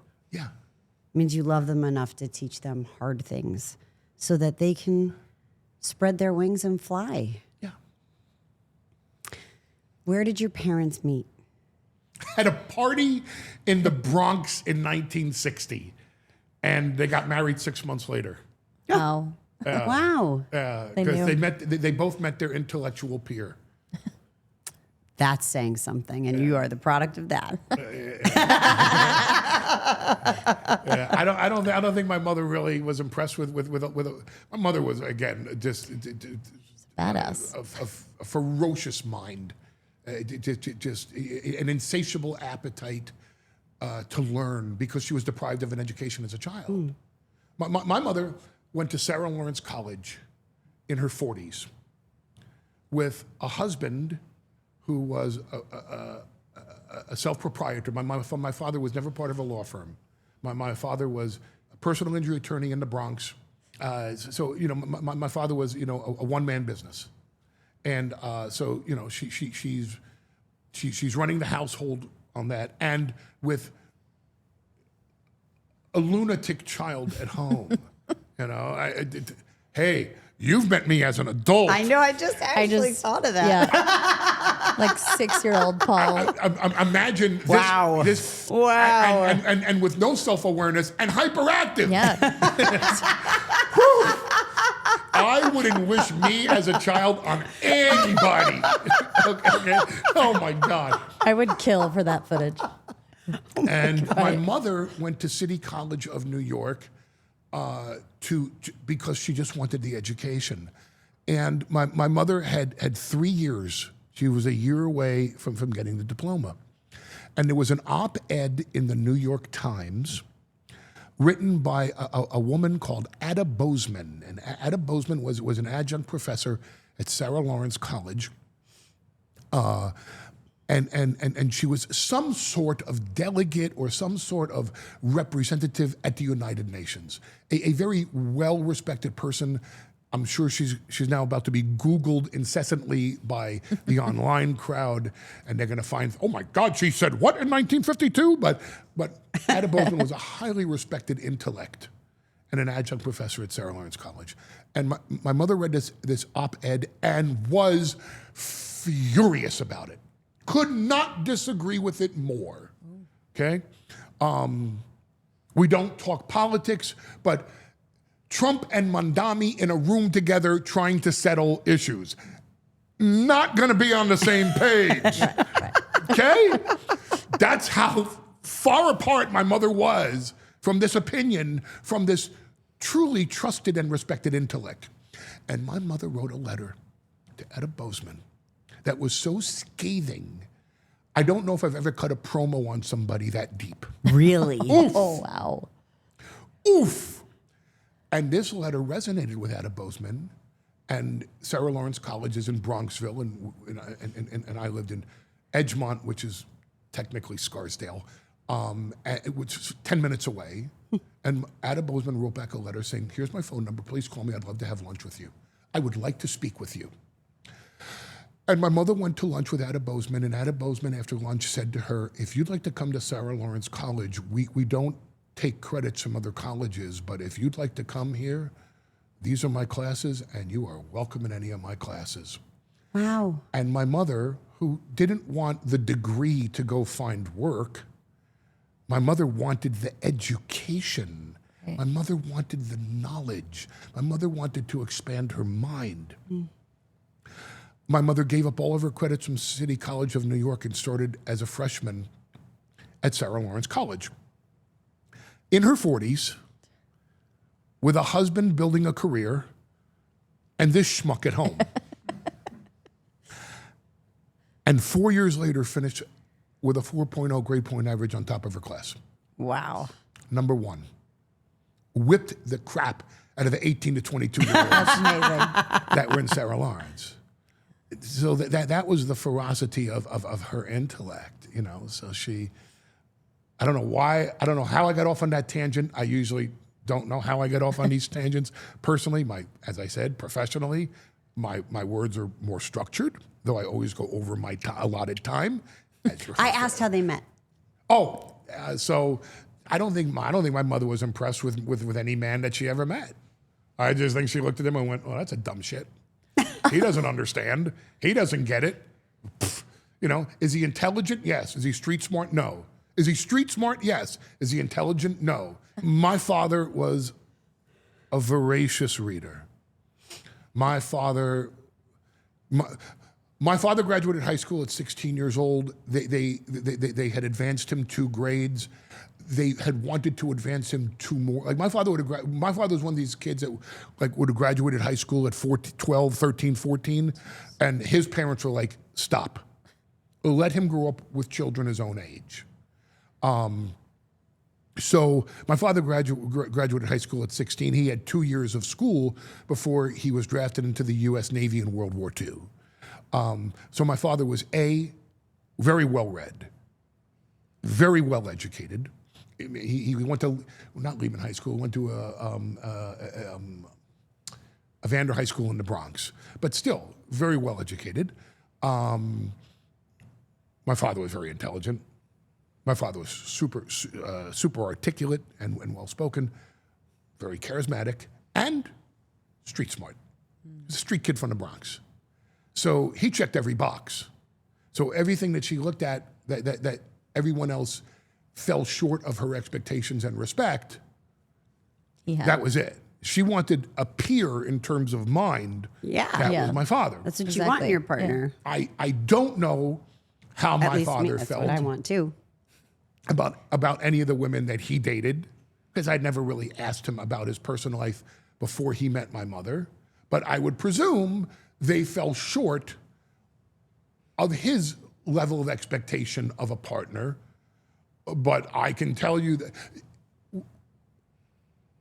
when my mother passed away, and my mother, we knew her last night. We were told she's gonna, if she makes it to morning, it'll be her last morning. And my father and I sat in a room with her on her final night. And I remember we stayed up all night just sitting with her, and I fell asleep about 5 o'clock in the morning just in the chair, you know? And an hour later, at 6 in the morning, I could hear weeping. And I'm waking myself up because I figure she just passed. And she hadn't yet.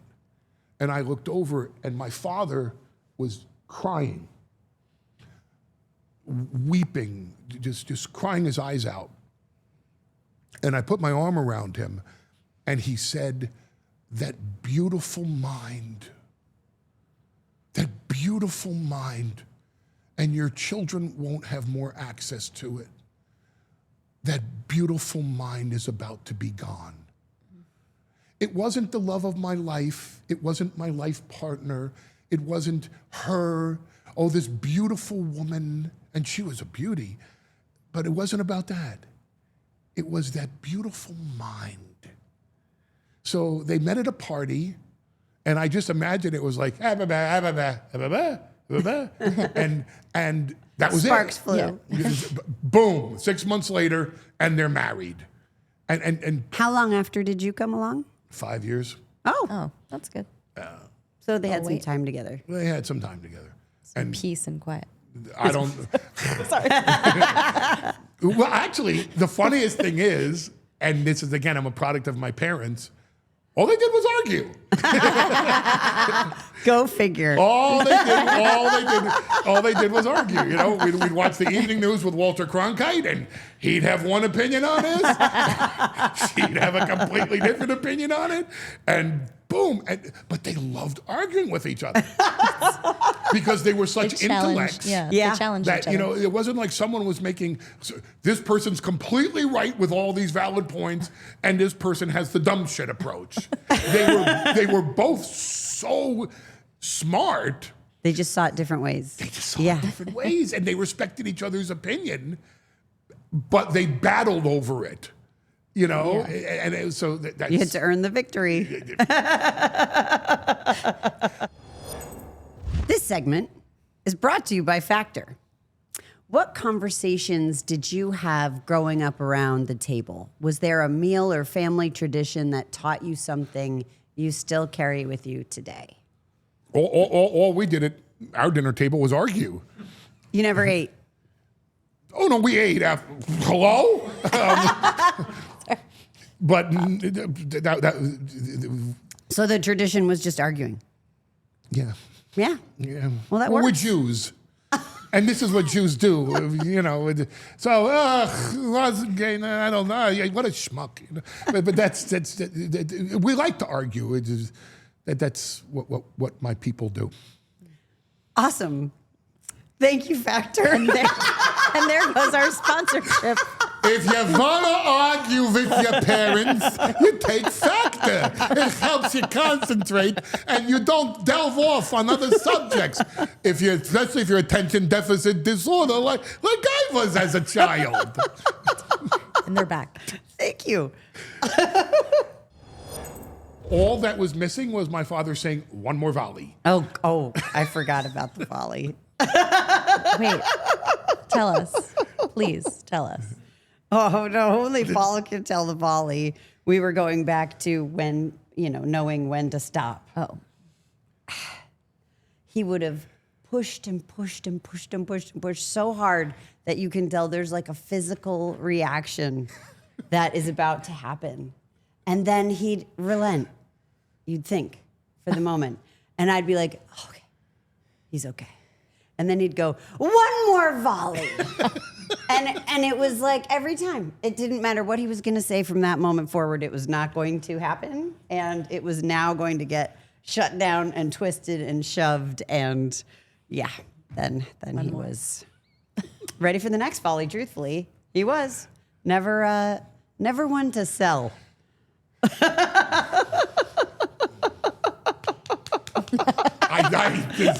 I didn't know how to tap. Yeah. I just knew how to fight. One more volley. And as if presenting it that way Made it okay. Made it better.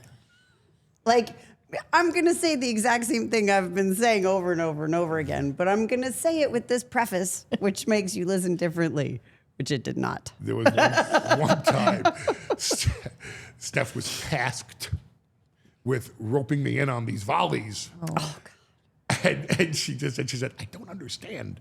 Do you actually think you're going to convince someone by presenting the same argument again, just with a different bit of flavor? And of course, being the irritant that You better stop laughing. This is hilarious to me. being the irritant that I was, my answer was, I'm not trying to convince anybody. I'm trying to persuade them. To which he said, get the fuck out of my office! Just go! Just leave! Come back tomorrow! I didn't yell, though. You're making it like I don't raise my voice. Oh, man, you raised your voice at me multiple You times. don't anymore. Okay, because I don't feel like Well, I'm I a don't voice do raiser. volleys anymore either. But even you- as a parent, like I'm not a voice raiser. Oh, man, I said She's not mad. She's just disappointed. Oh, she was very disappointed in me. Especially as I'm walking out Find the the door, face. and just to be a smart ass. And by the way, this completely quelled the whole heat.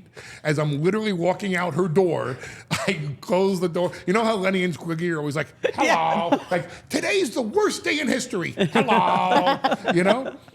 As I'm leaving the door, walking out the door, I literally stick my head back in and go, one more volley. And she popped like that. I sure did. And I left. Because I knew, okay, at least I can come back to work tomorrow. Because when she threw me out, I figure I'm done. Oh man, I'm Oh, walking. come on, like that didn't happen on more than one occasion. Multiple.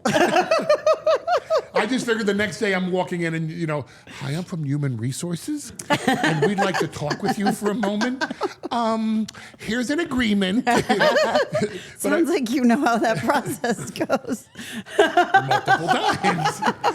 But I knew when I made her laugh, leave on a high note. Oh, yeah. Oh, yeah. Trick. So tricky. Managing you. Oh, my God. If there is such a thing. I wonder what Azalea would say. Has she heard some of those stories? Of course. What does she say? What a dumb shit I was. I just tell it, these are things not to do. Learn Because- from my mistakes. The greatest lesson in life when you have children is when they start to mimic you. Oh, yeah. The mirror. You learn what the mirror is. And then you sit there and you go, oh my God, that's how other, oh man, I better stop them from doing that. Listen, here's how I screwed up. In this particular instance, it's not a good idea to. Yeah, maybe you should Maybe I'm not the best example. approach it from a different way than, and I'll tell my kids now, listen, I'm 60. It took me to 50 to learn this one. Learn it now at 21 and 23. Save yourselves a lot of heartache and headache here. Don't be 35 or 40 to learn this one. Most other people will learn it later, if they learn it at all. You guys learn it now, be ahead of the pack. Took me a long time to learn this. So that's why I always say, full circle now. I didn't learn from my successes, I learned from my failures. It's not about who you become once you reach your final destination. It's who you become along the way. Yeah. Diana Nyad said that. Do you know who she is? No. She's the woman who swam from Cuba to Florida in her 60s. Wow. And I read her book. I heard her speak, but I read her book, and she started trying in her 20s. It took her, she took a long break also, but it took her that long. And then finally in her 60s, like what made her go back to actually trying to do that again? It's remarkable what she did and what she accomplished. But that was her biggest takeaway. That was her biggest lesson. It wasn't who she became when she reached the shore of Florida. It was about who she became during this whole 40-year journey, of trying. You want a great way to wrap? I had one in mind, but yes. Oh, no, I'll go with yours. No, so mine might lead Let's see whose I idea is think better. Mine will set up his rap, truthfully. Because I was going to ask you, we said greatest lessons from your parents. What is the greatest lesson that you've learned from your kids? When my daughter was born, my father said to me, you're going to learn to love something more than yourself. And there's never been a micro moment in my life that's not true. Unconditional love. Unconditional love. That's what it is. Yeah.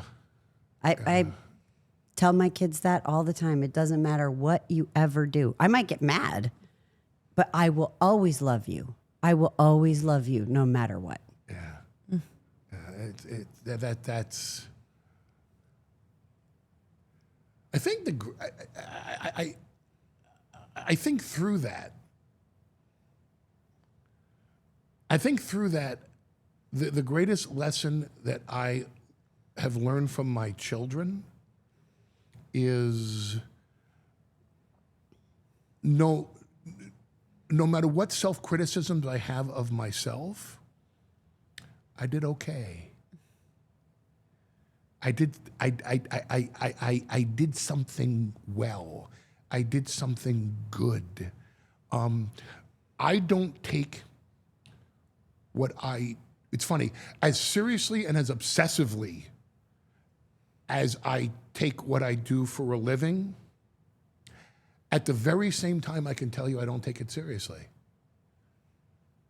I don't. Because what I do for a living is just my pursuit of never really wanting a real job in life. but what I do with my children has true substance and meaning. And that's the catharsis. That's the lesson. I don't know how to articulate this, but you told me a story, and I won't say what it was, but it was one night Jacob came downstairs and he said something very powerful to you about you. And I think there must be something in how much our kids love us back if we're lucky, you know, but I don't think we think about that enough. And when your child says something, sometimes like you think about how much you loved your parents, your kids love you like that. Yeah. You know, and it's like the greatest thing in the world and a true mirror, and should hopefully inspire you to be the best, right? As you've said this whole podcast, the best person you can be, the best dad you can be.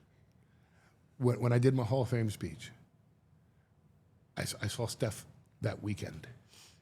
And you know, I mean, I had my fun in the Hall of Fame speech. I very much publicly endorsed Paul. I took the shot at Steph that she married the wrong Paul. Right. And I didn't know of any, like, you know, I wanted to make sure this was all okay with her, you know, because usually Hall of Fame speeches are very just self-centered, and I'm putting them out in public in a different forum. And I just said, you know, what would you think? And Steph's answer was, did you see your daughter's eyes? Did you see your kids looking at you? And if not, look back at your speech. Don't even pay attention to yourself. Watch your kids look at you. It was amazing. It was so beautiful. They were so proud of you. They were beaming, both of them, looking at you. Their eyes never wavered. They were just happy they didn't have to give the speech after I that's died. right. In That's right. hindsight, we learned That's that. right. Yes, That's yes. You want the out? Yes. Okay. Okay. The woman that swam Yes, Diana Nyad. from Cuba to Miami. So I don't know if it's Miami, but Florida. Right. I forget which. She wound up slightly like askew from her original. Started in her 20s. Yeah. Didn't get it done until her 60s. Yes. Do you know the mindset that drove that?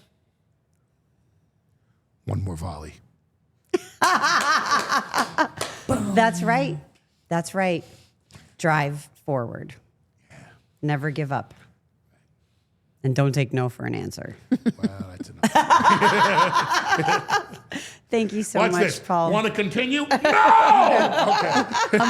One more volley. And I am not a yeller.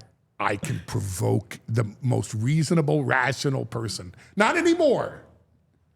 But back then, Oh, yeah. Well, I was so young. well, again, I mean, in a corporate setting, I worked for you for Right. almost 8 years. No yelling. No yelling. yeah, but this was 2 o'clock. years. This was 2 o'clock, 3 o'clock in the morning. Wow. Her behind her desk, trying With to get you work done trying for to 9 o'clock the next day, Yeah. and me Poke just me. needling her. But now knowing that you were, Fitted. yeah, this makes more sense. It does. It actually makes so much sense. My compliments to a worthy adversary. Ah, that's the greatest honor that I could ever have. Thank you, Paul. Thank you.